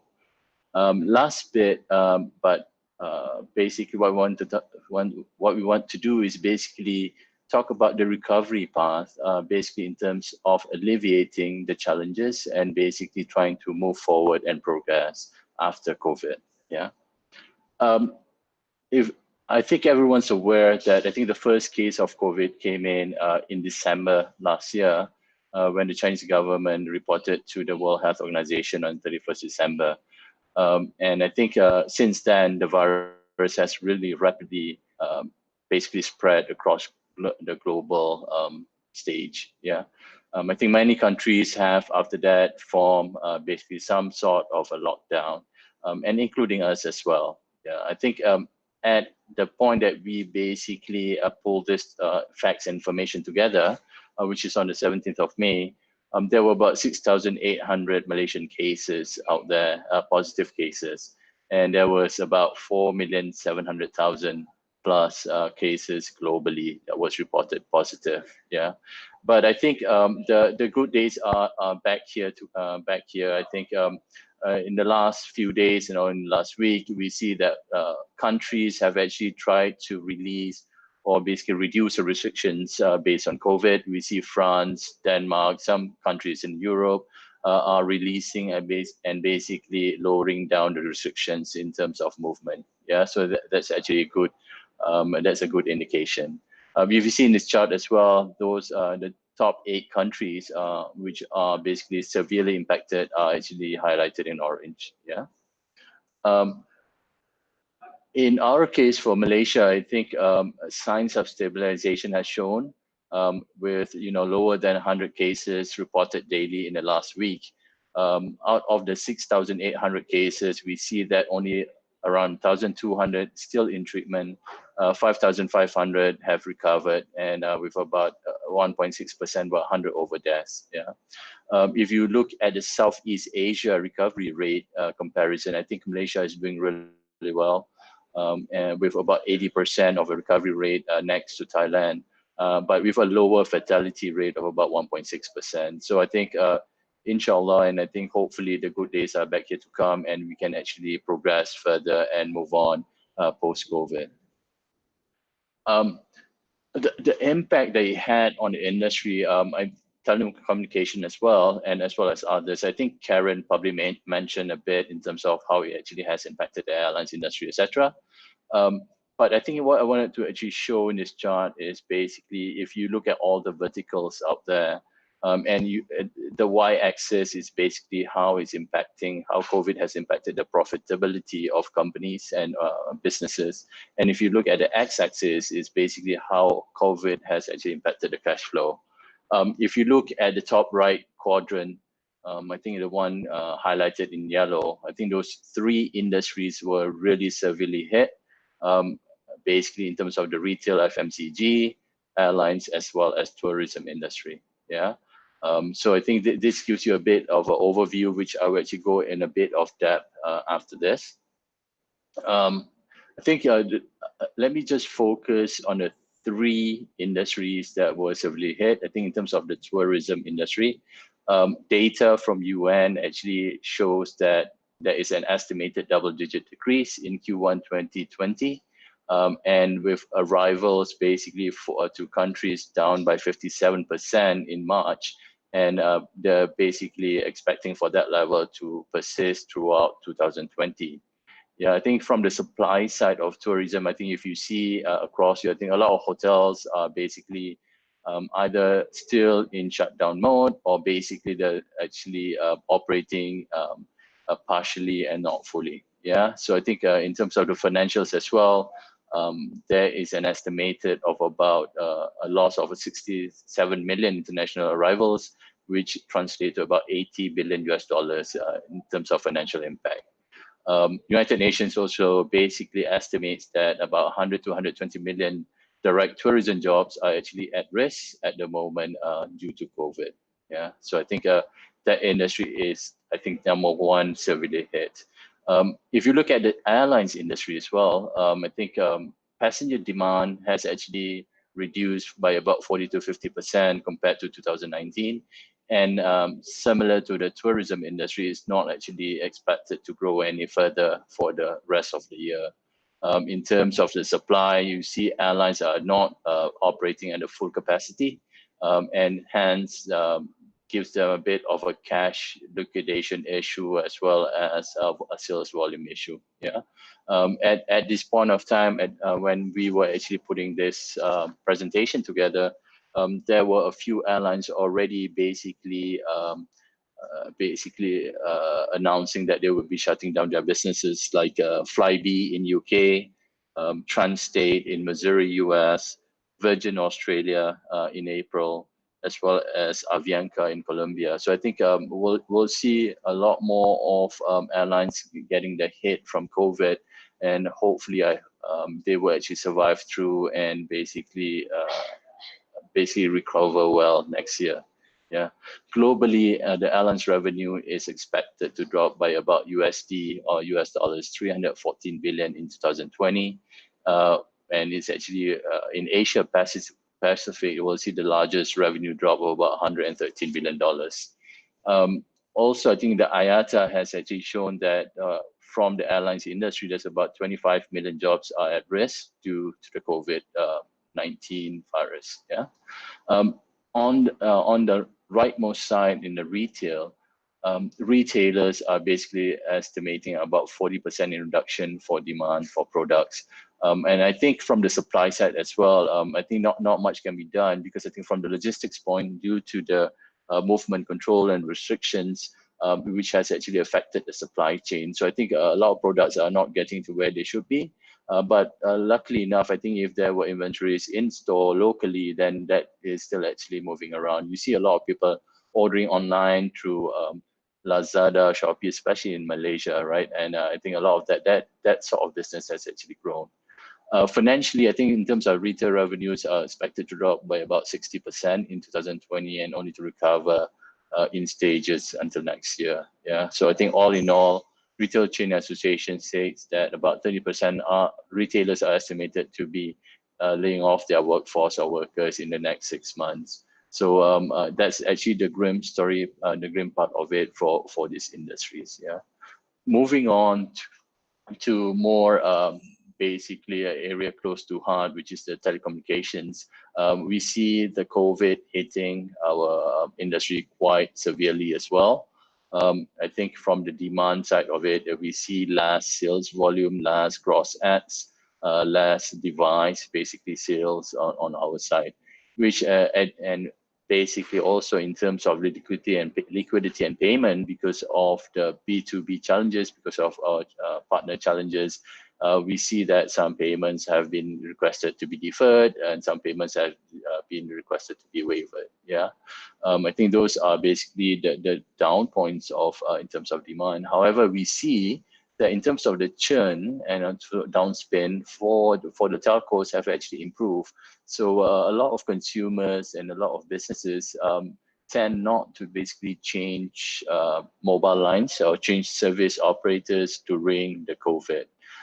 Apart from that, we see a great data consumption, I think, because people set up the new norm of working has actually started. People are working either from home or remotely, and you see that the spike in terms of the data traffic, which is about 30% during MCO, has actually prompted us for a lot more in terms of to be more resilient in terms of our network and how we actually provide services to our consumers. Yeah, we see a higher demand for new services coming up, especially data in terms of for working in terms of video conferencing and etc. Yeah, so I think that's from the demand side. I think from the supply side, we do actually get the same challenges as other industries as well. For device sales and logistics to actually send out devices to clients and customers do actually have some sort of challenge because of the limited, limited capability from logistics companies. Yeah, rollout upgrades as well from the network side of it are basically impacted to a certain extent, where most of the activities have actually been reduced to at least half or even lower than that. Yeah, operations wise, I think I think there's two parts of it. I think the downside of it is basically made network a bit more critical because people are at home and people are more critical of in terms of the services that they actually get or obtain from the service operators, which makes it a lot, the pressure on the service operators to provide stable connectivity. But at the same time, from the operation side as well, we see that because most of the staff are either working from home, and basically a lot of the business is basically going at half the capacity. We see that our staff basically have more time to actually do other basically activities from what they do on a normal daily route. Yeah. From the personal standpoint, I think the whole COVID era has actually created a bit a sense of insecurity among the staff because people are basically worried of the jobs. People are basically worried of whether they're going to get pay cuts and etc. Right? I think so. I think it takes a lot in terms of the organizations such as us to make sure that they feel comfortable, to make sure that they feel reassured that that we will try as much as possible to protect their benefits and to protect their rights. Yeah. Also, I think in terms of the personnel, we see some productivity issues increase through the digital collaboration. I think this is the first time, especially for Celcom, that we actually had the whole force other than the critical operations working from home. And we actually see good parts of it as well, where meetings are actually made on time, a meeting ends on time, and people are more succinct in terms of the objectives of the meeting, and the meeting comes out with the right outcomes. Yeah. I think also from the personnel point of view, I think from the Celcom point of view, during this COVID period, we do a lot of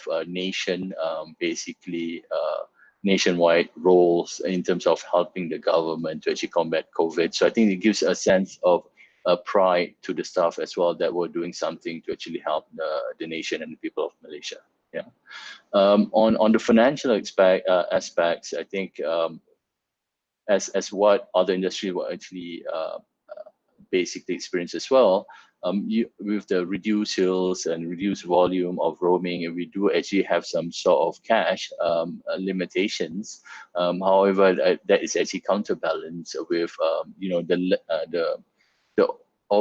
activities that we actually reduce. So I think it balances it out, and I think in terms of the financial, we try to.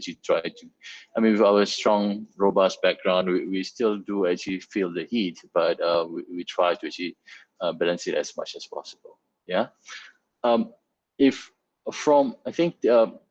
Celcom perspective, I think what we are trying to do in the immediate priorities during this COVID period is basically protect our employees, ensure continuity of business and operations, and mitigate short-term losses. I think that was actually the immediate priority that we had in Celcom during the COVID and now during the CMCO.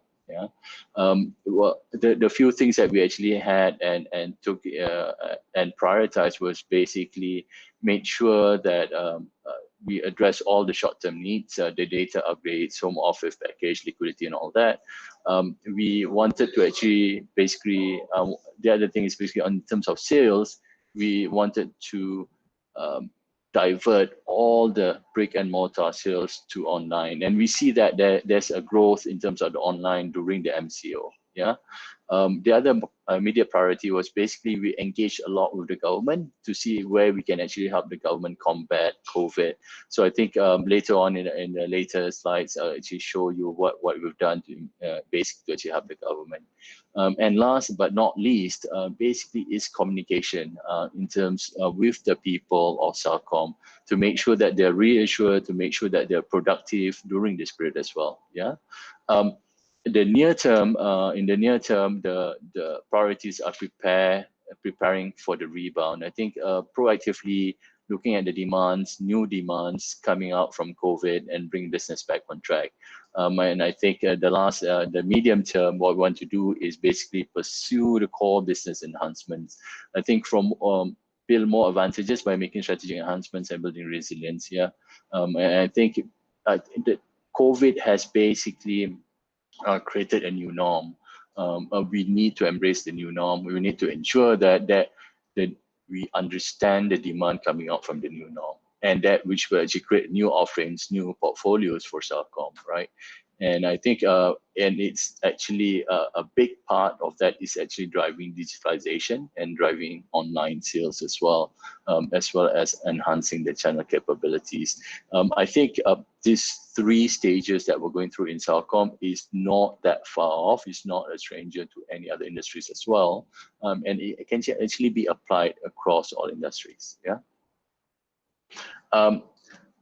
Like what I mentioned earlier, I think when COVID started, when MCO started, we started thinking as a team in Celcom and say we should actually have a quick dipstick survey in terms of to see what the impact is, especially to our SME-based clients, yeah, because we've got quite a big of SME-based clients.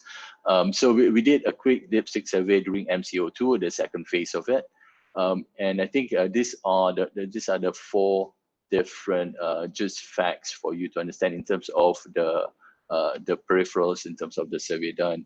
The locations are actually, you see that the locations from the survey, from the base, we received about 400 over respondents, and the respondents are basically largely coming from the cities. If you see that from KL, Johor, Selangor, and Penang, I think those are the bigger responses that we actually get from. In terms of the nature of the business that we actually surveyed, it actually goes across the board. If you see that there's others, which is like an outlay 67, but what we think is that that's more of the mom and pop shops within the SME categories doing trading, etc. Right?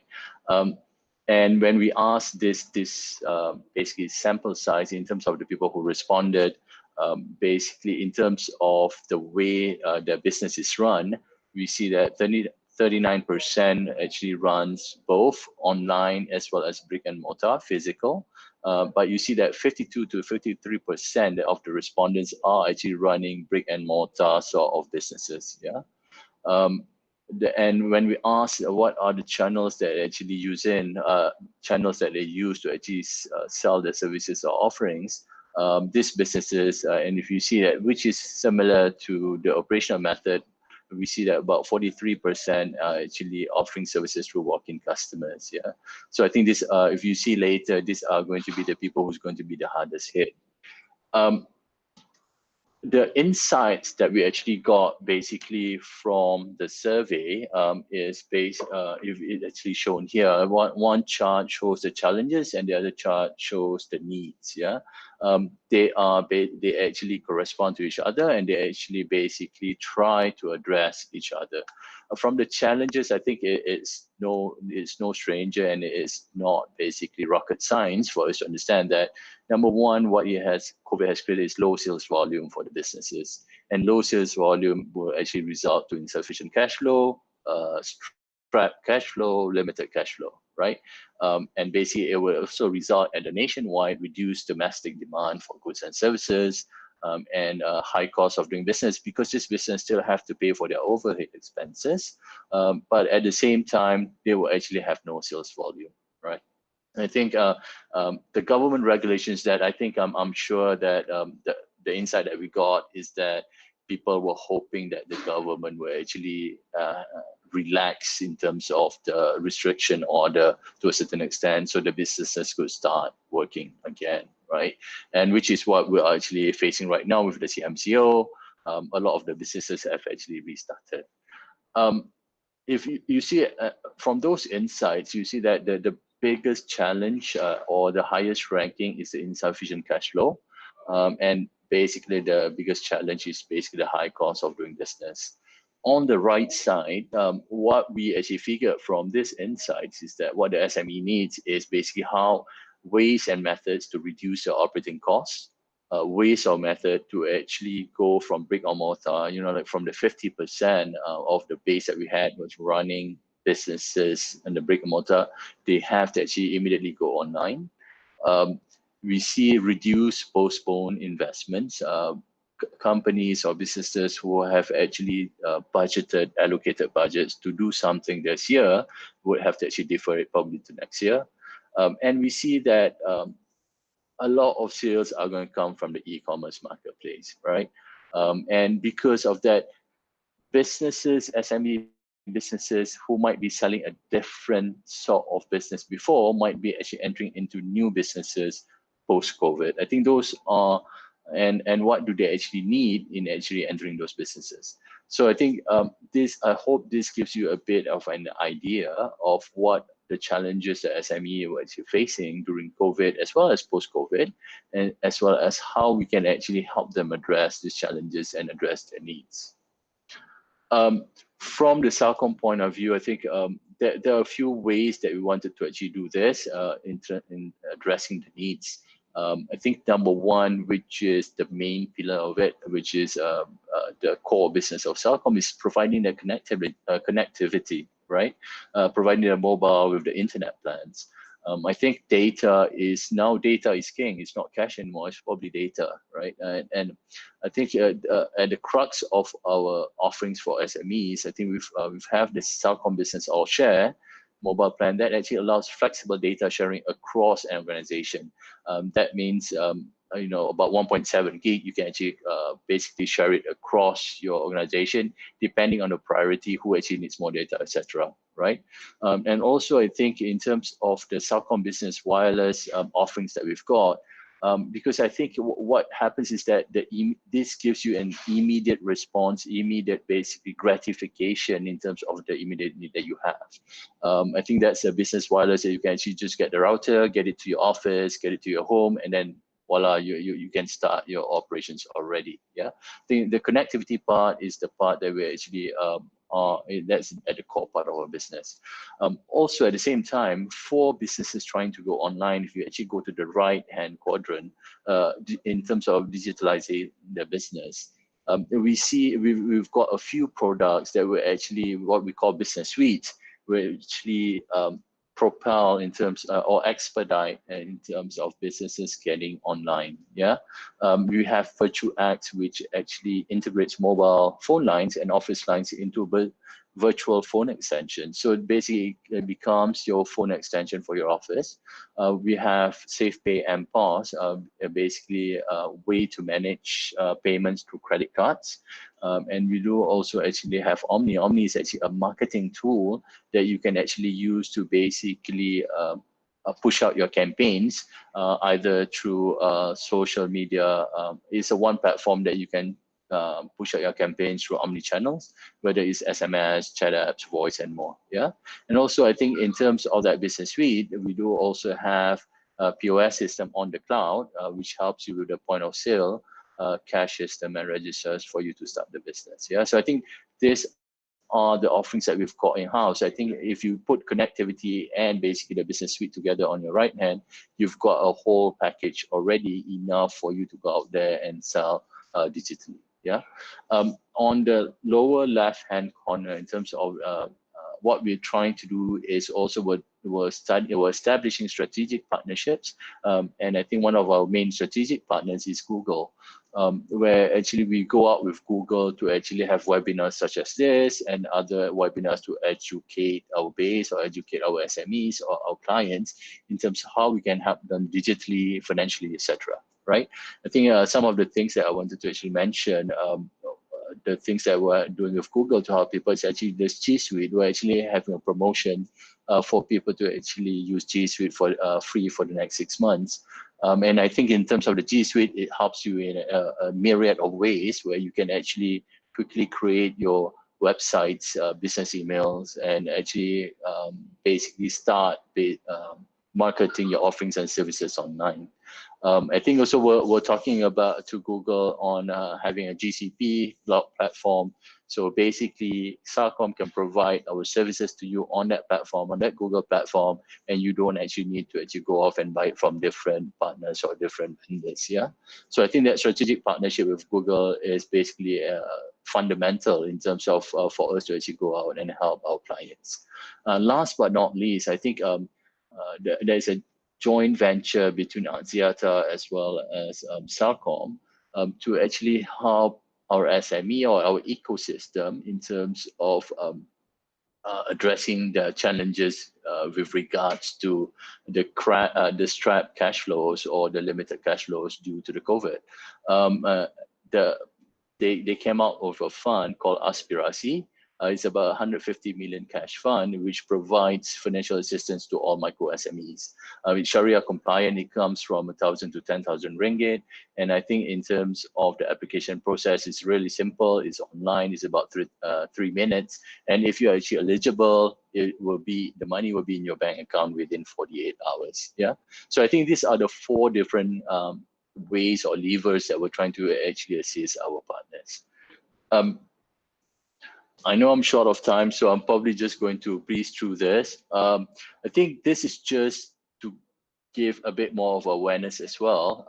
Celcom also works with government agencies, especially MDEC or SME Corp, where we can actually collaborate and actually help the businesses out there. Yeah, one of the things that I think that was announced in the 2020 budget last year was basically the government allocating a budget for SMEs specifically to basically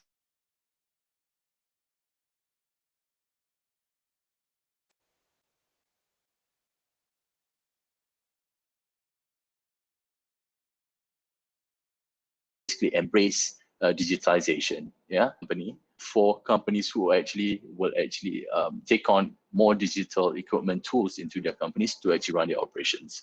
So that grant is actually worth up to 500 million for about 5 years. Yeah, and I think the first 100,000 SMEs are applicable to apply for that grant to basically upgrade their systems or digitalize their operations. This grant is basically a collaboration between MOF, Bank Simpanan Nasional, SME Bank, as well as MDEC. So I think we're working with all these parties to go out there and see who are the SMEs who would like to apply for this and basically go for the grant. When I say embracing the digitalization in terms of your operations, there are 5 main areas that they're very specific. The 5 main areas that they show is actually on the lower left-hand corner. For you to digitalize your procurement system or your procurement processes to e-procurement. Basically updating your ERP or accounting to a system-wise cloud-based ERP accounting. Updating your payroll systems, your CRM into a system as well. Having a point of sale, e-point of sale, as well as digital marketing. So I think these are the 5 digitalization areas that they were actually targeting at for businesses to embrace. Yeah, just on the right-hand corner, just gives you a bit of flavor in terms of eligibility. However, I think Celcom is part of this as well, trying to go to clients and partners for them to actually take up on this basically a government's aspiration. So I think if you're interested, you're out there, do come to us, do talk to us, and we'll see how we can actually help you get onto this program.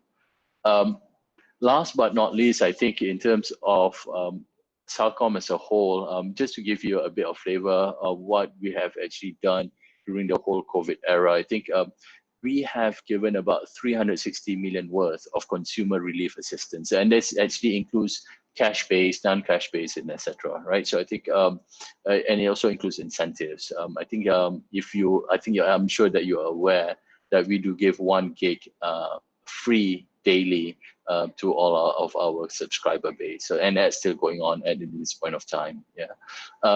In terms of the CSR and also donation drive, we've actually spent about 118,000 and 500,000 boost, basically money to provide to the Ministry of Health, state operations, the frontline organizations, and public and employee donations, right? From the right side, we do actually help in terms of had strategic partnerships, for example, with Grab, Axiata Digital Technology Expertise. In terms of network investments, like what I said, due to COVID, I think the demand for stable, resilient network has increased, and hence I think we are actually still investing in our networks for upgrade or works as well as for corrective works. Yeah, and the last but not least, I think what I just mentioned, I think we the 150 million Aspirasi Fund for SME, that is actually out there for all the SMEs within the ecosystem, so that we can actually help them survive this period and move on and post-COVID era.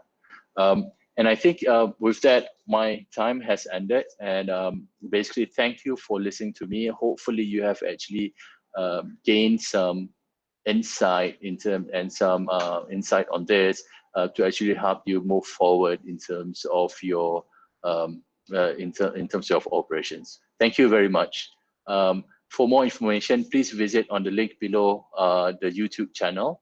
And if you actually go to this link, you'll be connected to us, and we can actually help you to address your needs. Yeah, thank you very much, everyone. Take care and enjoy the rest of the webinar. Nick, over to you, please. Thank you. Thank you, Azlan. Very informative. Great presentation. I thought it was really interesting, just in terms of the comparisons across industries in different ways and common themes. I guess we partly saw in Karen's presentation and your presentation. I guess telecommunications played a key role in connectivity while we work from home. Also, interesting to note the telco industry, you know, there's some promise there, as it were, as people are staying at home. I thought it also fascinating the survey that you shared is kind of aligned to a lot of what we see on our platform and what's happening in that space. So good that we, as different industries, we have the same view. And look, again, just to acknowledge, you know, the fantastic support like Celcom has given to the nation and SMEs and getting businesses back up online with the 150 million fund. So it's only really final for me to say that thank you once again. Thank you for your time. Really, really appreciate it. And we can move to the next part of our day. So we're taking again a short break. Back at 11:30, where we're actually going to have a quick moderation discussion across, and we'll have panelists joining us from RHB. Raaj will be back. We also have Yip Hao Nung joining us, who's the head of SME for RHB. We'll also have Grace Chin joining us, who's the head of marketing for Teleport, which Karen alluded to. So really looking forward to that conversation. I will just add that we still have Slido up. So for those listeners and viewers out there, do head over to slido.com, the hashtag N765, and we still have time to ask your questions to the panelists, which we'll look to address in about 15 minutes time. With that, we'll pause for now, and hopefully we'll see you very soon. Thank you. And thank you, Azlan.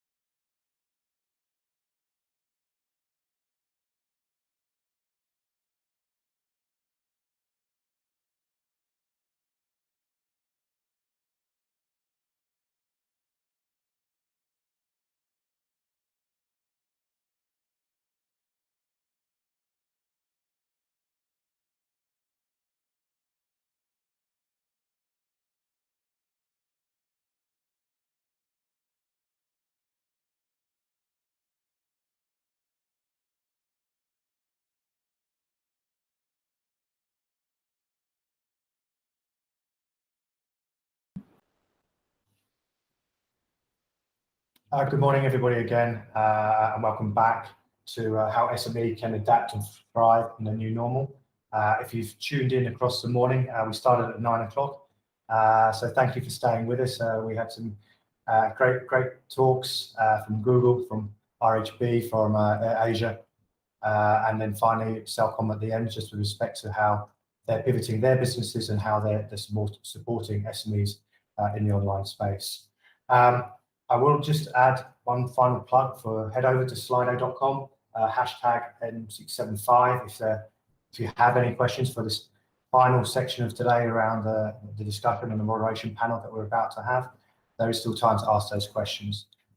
So with that, 11:30, we're going to have maybe a 45-minute discussion. I'd just like to thank everybody for joining us this morning on this panel. Unrehearsed, so we have Grace Chin, who is the head of marketing for Teleport, part of the AirAsia group, the logistic arm of AirAsia. She oversaw the launch of SOS, Save Our Shops, which Karen spoke about, and is responsible for category growth on Our Food and Our Fresh. So really delighted to have you join us, Grace. I think it's just, as I was saying to Karen, it's just amazing the pivot that business has made, and so fast and so quickly. It's really impressive. Just welcome back, Raaj, once again, for those who joined earlier this morning, as Raaj spoke about how RHB is helping SMEs, not just from a financing perspective, but also helping them connect with other merchanting solutions. And we're also introduced by Hao Nan, who's the head of SME for RHB. With over 2 decades of experience, Nan is responsible for the bank's SME banking business from strategy, operating model, talent planning to sustain growth on a long-term basis. So welcome to you all. Conscious that this is a slightly unusual environment, so I'm not sure whether to ask you to say hello individually or how we introduce or talk over each other.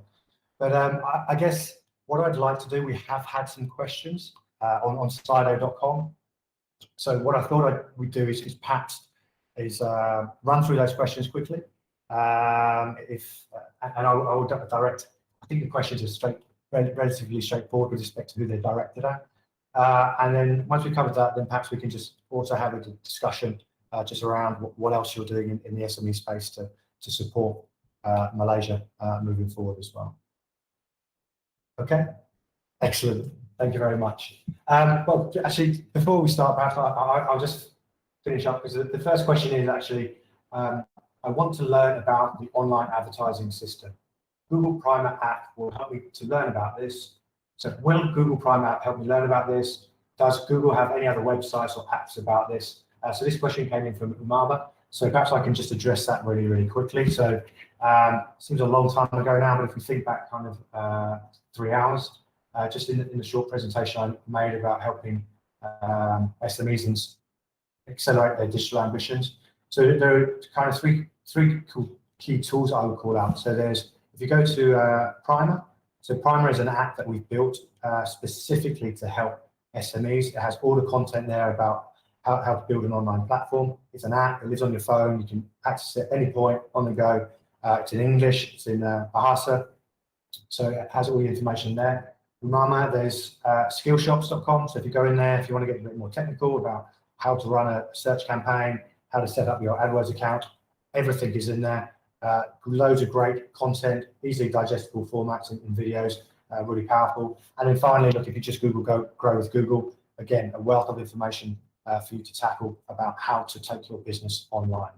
But thank you very much for that question. So I'll just run through these. So Raj, now perhaps the second question really is about loan eligibility. See, everything's happened in that space, the moratorium. The question is around, will RHB change the way they assess loan eligibility? I'm worried about whether or not I am eligible. So perhaps now you could just talk us through a little bit about the process of what happens when someone applies for a loan. Yeah, Thanks, Nick. So I suppose different banks would have reacted to this particular crisis differently. But I think particularly in RHB Bank, we actually responded quite fast. Early in the month of March, the moment when Bank Negara has announced the special relief fund, immediately we went back to our scoring system and make a lot of changes so that this particular scenario where all the business revenue drop can be accounted for, and we don't penalize our customer because of this crisis. And I think the result also show, because RHB was actually the first bank who managed to disperse the first special relief fund in the nation, and proportionally our market share is also ahead of our competition. Yep. So the short answer is yes. I think different banks will have different way of evaluating credit profile of our potential borrower, and RHB has also adopted a different method during this crisis. Yeah, back to Nick. Thank you. Hopefully that gives what we need. A question for Grace. These are in no particular order. As it were, a question for Grace really is, how is AirAsia supporting our shop SMEs who come on board the SOS campaign? What are the criteria for merchants to join the platform? Right. Hello, Nick, and thank you for the question. So AirAsia is promoting the campaign through its marketing channels. As Karen shared earlier just now, we have AirAsia.com, all the available channels on social media. We're also promoting that, as well as simple own channels like EDMs. And the message here is that the products and the brands here are local. The products are made with craft and care, and they are competitively priced. The other things that we've done is to rally all the teams, the entire team of AirAsia, we call them all-stars, to help out in this time. We put together resources and technology to help them go online and transform them to be e-commerce ready. So this also means things like enlisting volunteers, all-star volunteers, to help with the approval process from the people who have registered interest. There were thousands of them, so it's not easy. So things like that internally we've helped out. The all-stars have helped us out there. The other things that we've done is to make it easy for SMEs to come on board. We removed the unnecessary steps at this time, things like business certifications. We made that easier for them to get approved. We've also done small things, but I think things that have a huge impact. Things like changing to the changes to finance payouts. So it used to be once a month. We've done it. We're now doing it twice a month. We've ran the SOS campaign, Save Our Shops campaign, for more than a month now. So we're now in the second phase of our campaign. So as Karen mentioned just now, we are now in the incubation phase. We're going to select 50 merchants who have sales potential on our shop and try and increase them. One thing that we're going to do is we're not going to just do a grant or not just do a grant or hand out. We're kind of going with the idea of you've got to teach a woman or a man how to fish. So you've got to teach a woman or a man how to use a light box, for example. So instead of providing a one-off paid photography service, we're going to maybe get them a lights box and have some courses and make sure that post-MCO, they can too take photos of their own products. Yeah, so the selection criteria for this incubation, we're going to select merchants who already have an inclination for digital and who have shown sales potential in their respective categories. The work that we'll be doing will be to improve their brand, product, or marketing positioning. So of these 50 merchants, I mean, it's a small pool, but we'll be sharing the learnings with the rest of the community. So everyone gains as well. We have the support of industry partners from a Facebook format, AirAsia Foundation. We are also working with yourself, with Google format and MDAC and AirAsia's RateBeat Academy. We have a syllabus called the Beginner SME program, and this launches in June. Yeah, so this actually is a combination of webinars and face-to-face classes. We have photography, marketing, business upskilling, and also courses like building a healthy work culture for all levels. Long answer, but I hope that was sufficient. What are the criteria for merchants to join the platform? they have to be Malaysian-based SMEs and business based in West Malaysia for now. That's because Teleport, the logistics arm of AirAsia, is only able to deliver within West Malaysia for now. But we will also expand to East Malaysia and other international markets soon. The other criteria is that they must have a product website or social media page. And the third is that the products must be legal and must have ready stocks in Malaysia. Yeah, so pretty straightforward. That's fantastic. Thank you, Grace, for a very, very comprehensive answer. I guess Karen covered it as well. Like, it's just amazing, I guess, with respect to no fees, with respect to distribution and coming onto the platform. In terms of extending help to the nation. So could I just follow up? If I have, maybe a little bit late now, but obviously with Raya coming up, I have my own Baju Malayan shop that I had on the high street as a small outfit provider. I can actually come to you, and again, the links are in the video description below.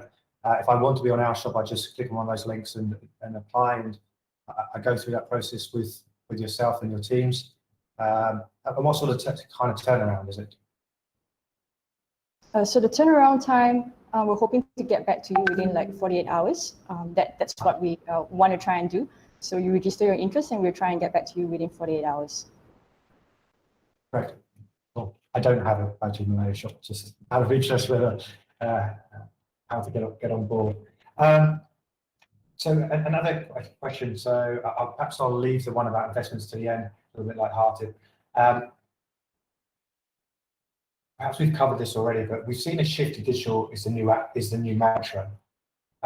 So I think we've just really covered that. It was really about what are your plans for our shop and other platforms that you're launching post MCO. I don't know if there's anything else that you would be able to add, Grace, based on that question than you've already covered.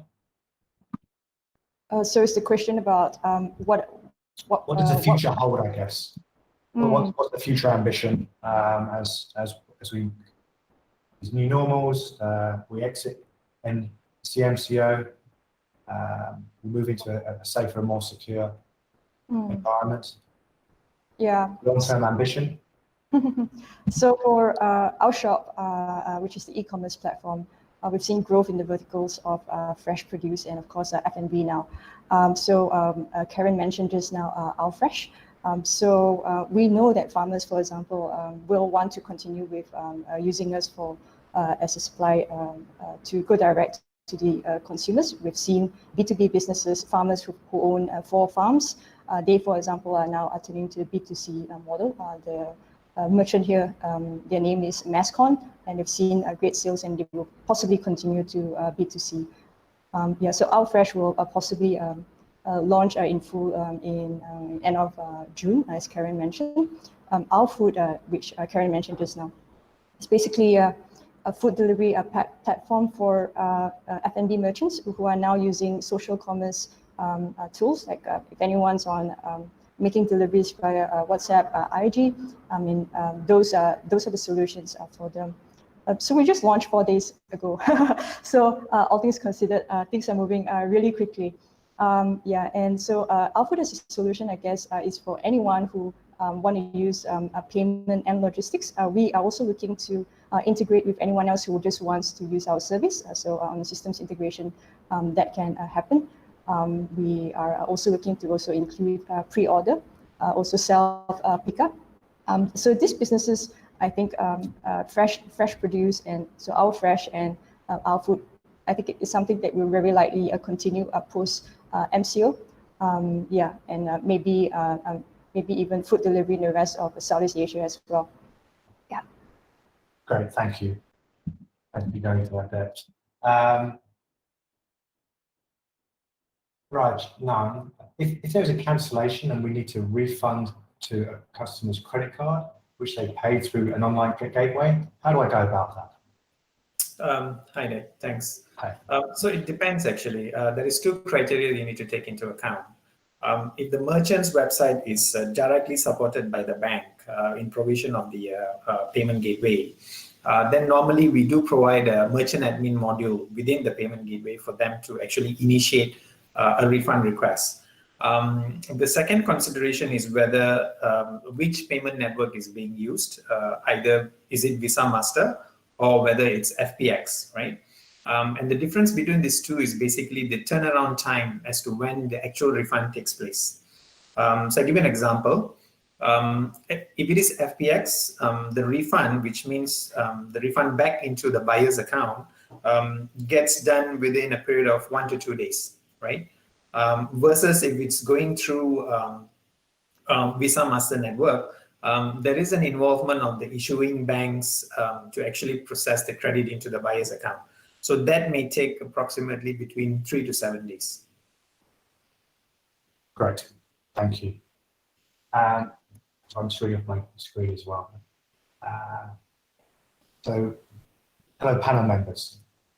May I check if there are any help for super new startups for grants or loans? Perhaps I can take that. I think internally, bank has a minimum vintage that the business must fulfill. A startup with anything that is more than 2 years, the bank will still be able to access. But a real startup without any track record, at this moment, the bank will not be able to provide any loans. But there are few organizations out there, SME, being managed by Credit Guarantee Corporation. They're actually providing the startup loans to entrepreneurs as well. So I think maybe that's one channel that they can explore. But for the bank, anything more than 2 years, at least for RHB Bank, yes, we will be able to approach. Thank you. That's actually going to be one of my questions actually. As you know, in addition to I guess assessing capital from banks, are there other avenues for SMEs to raise funds? Yeah, so now I've got to promote my competitor's product. Aside from Credit Corporation, where they actually have a website to help bridge the applicants and all the other banking institution in Malaysia, there are other alternatives that is not so popular at this moment. P2P crowdfunding is one of them. I think venture capitalists, I think some of them are still very interested to support the Malaysian business where they think that there is the growth opportunity. And I think one of the most accessible funding source will be, but quite hard to execute, is to go and negotiate with your supplier, ask them to provide you with longer credit terms. But of course, that one is available to you all the time. Just pick up the phone and call your suppliers. Yeah, so I think that's the short version of the answer that I can give. Oh, thank you. Yes, I guess there's always recourse to go back and negotiate, as it were. We had a question in around, I guess probably more likely for RHB, just around any recommendations or opinions on investments, gold, other commodities, and stocks. So I might skip that question. I'm not sure. Now you're head of SME. I'm not sure if you're. I'm sure you are. I don't want to be rude here. But your qualifications around stock picks or stuff, I don't know. Yeah, the banker get that question a lot, but I'm not the expert when it comes to investment. Sure. But I think we can always, if the person is interested, we can always refer them to our investment specialist. If he and she can just leave the contact detail, we'll get somebody to call them back. Great, thank you for that. I really appreciate it. So I guess look, whoever asked that question in slido.com, perhaps you could go back in, leave that question again, and put your name and details there, and we'll try and get someone from RHB to get back in touch with you. I think it was amazing. I work in the finance category as well, right? And just looking at what's happening in terms of product queries across finance is just amazing. Be that what's happening in current accounts, be that what's happening in growth in investment queries, people looking for information around this as well. So a diverse range of finance needs across this. So I think that's probably all the questions that came in from Slido. So I may just kind of revert back to some of the questions that I would like to ask, if that's okay. And look, and to be fair, if I can, I'll answer questions. If you have questions from Google, I feel a bit rude putting you three on the spot and me just sitting on the other side of the screen. But it would be great to hear, and perhaps, Grace, I can come back to you, just some success stories of SMEs who are using your solutions during this time to kind of take advantage of our shop and pivot and, for one of a better expression, go digital with AA.com. Yeah. So Masscon, the B2B business that I mentioned earlier, so they were the ones who really found and the promise of B2C really, and I think they're just going to follow through with that. We also have smaller merchants who are like everyday traders. They would possibly sell like in supply to night markets, for example. They sold things like onions, potatoes, even everyday snacks, and sometimes people do. We also saw that people also wanted those common everyday snacks as well. We've seen merchants who use our platform and also conducted their own sales on other channels. So there was one specific merchant who used a live event aspect of that we see very commonly now, and he did the sales there, and he managed to sell something like 50 boxes of vegetables in under 5 minutes. All these sales channels are out there, and it's one thing for us to just provide a platform. We realize also that some merchants, they know how to also look at the opportunities out there. So one is, I guess, they sort of knew that if their audiences are online, you go online and engage with them, and what are channels out there for them to use. So our shop, myself, I'm also learning, also changing our own strategies, also adapting to new ways of doing things. If a live event is something that we should all explore with, we're not going to do it alone. We're going to do it with our merchants. So success stories, I guess, for the last 1 month and a half. It's nice to see us making an impact. But we've got a long way to go here, Nick. Yeah, and so we want to work closely with the merchant community and see how we can grow together. That's fantastic. Thank you, guys. Perhaps I can ask the same question. Raj. Yeah, sure, I'll take that. So I think the situation basically forced everyone to think beyond the norm. So we actually had 3 examples of how the customers were able to respond differently to current market situations. I'd like to quote a customer in the auto accessory business. So when MCO happened, there was an immediate disruption to business. And that person was actually using WhatsApp to reach out to his common customers, to promote his products and services. And that actually created an opportunity for us to actually introduce an e-commerce platform. But of course, some of the solutions would not have been possible if we didn't partner with our existing strategic partners. So that partnership was very key, and we quickly enabled this client to go online, to be able to put all his inventories, with the discount rates and stuff like that. And that actually generated some sales volume.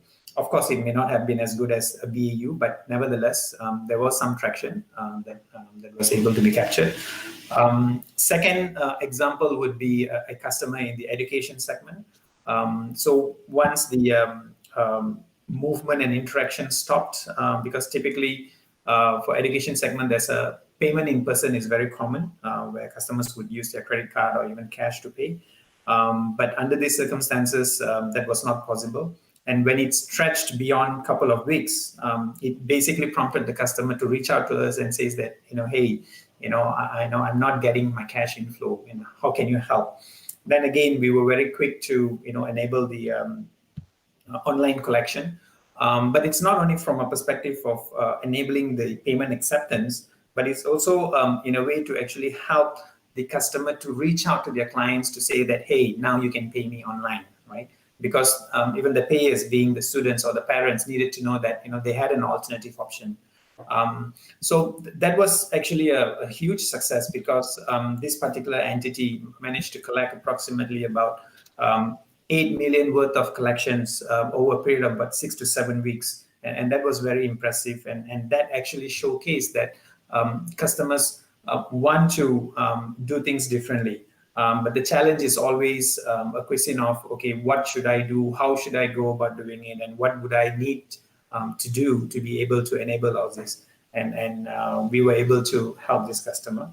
The third example, again, a partnership with our store hub. They are in the point of sale business, but they also have a online front to support customers in the F&B segment. So they were able to quickly enable these businesses to go online. So these are some of the success stories where digital has actually enabled them to continue the business operation. That's fantastic. So if I can just pry a bit further, and obviously appreciate confidentiality and stuff like that, but again, perhaps if I go back to my Baju Malaysia, you spoke about you literally got the business online. Can I ask how? Does that make sense? So if I'm a new SME, I come to you, I call you up and like, okay, I want to go online. Sure. How did you make that happen for me? All right. So let's look at the possibilities. You could have a customer who does not even have a website, right? Zero online presence.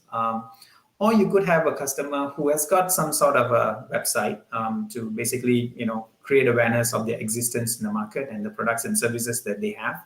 However, they do not have a payment gateway, to basically enable an online purchase. And the third part is that, of course, then the ability to communicate those capabilities to their clients, right? Yep.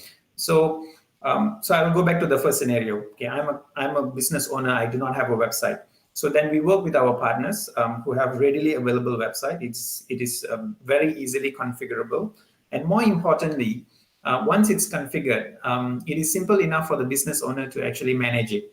When I say manage it, it's about putting up the inventory, putting up the discount values and how long the discounts are available and stuff like that.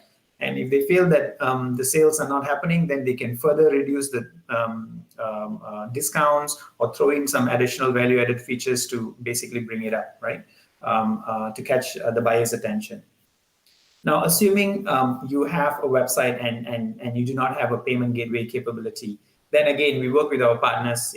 We can set it up within a week to enable a customer to actually accept payments online. And these are real-time payments where payments are credited directly into the merchant's account so that they can immediately work on the fulfillment details in terms of when it needs to be delivered and how. The third part is communication. So again, it would help if the merchant has some sort of a client database. If they have, then we will then make use of that database to send communication to their existing customers. And then, of course, when they have that capability, they can also go on the social media to promote their capability of accepting payments online and stuff like that. Yeah. Excellent. Thank you. Or Google My Business. Forgive me. Thank you for that detailed answer. I think that's, there's another question I just saw, which is like, how do I start? Right. And I think from your explanation there, it's the details, it's not as hard as perhaps it needs to be, right? I guess it's about picking up the phone and or just reaching out, and there's people there to help you. So thank you for going through that as well. I'm just a little bit conscious on time. It'd be great to just understand it as well a little bit. I think, Grace, you've gone probably quite in depth on this as well, so forgive me. But perhaps now, how are you evolving your business as well in RHB from an SME perspective? So I think one thing that we discovered is that during this critical time, the demand for loan it's still huge. I just put up some data from the Department of Statistics in Malaysia. 68% of the business currently during MCO, they're using their own saving to keep the business afloat. 68% of them. That's quite high in my opinion. Yeah. That is without any support from the bank. So I guess the number, the other statistic that I probably want to point out here is that they actually responded that about 53% of them will survive for the first 2 months if they continue to pay the salary. So I guess this actually quite sticked out to my mind a lot, and we think that as a bank we need to continue to provide them sufficient fund, especially for those viable business, so that they can bridge through this difficult time. And we have adjusted a lot of our product after the depletion of special relief fund by the Bank Negara. So now we actually in our arsenal we actually have like 2 direct replacement, so that in absence of Bank Negara funding, we can continue to support all these SME business during difficult time. That's fantastic. Thank you. That's great. Thank you. So we're at 12 o'clock. I think probably I'm just going to start wrapping the session up. We did have one final question. Quite sure where this has come from, but perhaps I could start with Raaj and then hear from the other people on the call as well. What is the first destination you want to travel to when MCO lifts? Oh, that's a tricky question. Travel restrictions are off and COVID-19 is no longer widespread. Well, I would probably go to the beach. We need that.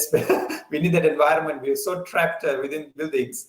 I think getting out is going to be cool. Yeah. Anyway. Yeah. Excellent. Other answers? None? I'm scared, so most probably I won't be traveling the next 2 years. Wow. And that's because of COVID-19. And Grace, can I ask that same question to you, perhaps? I think I'll go hiking or something. I'll plan like a trip with some friends. I'll go hiking locally, or one of the places that we've always wanted to go to. Maybe somewhere in China, perhaps.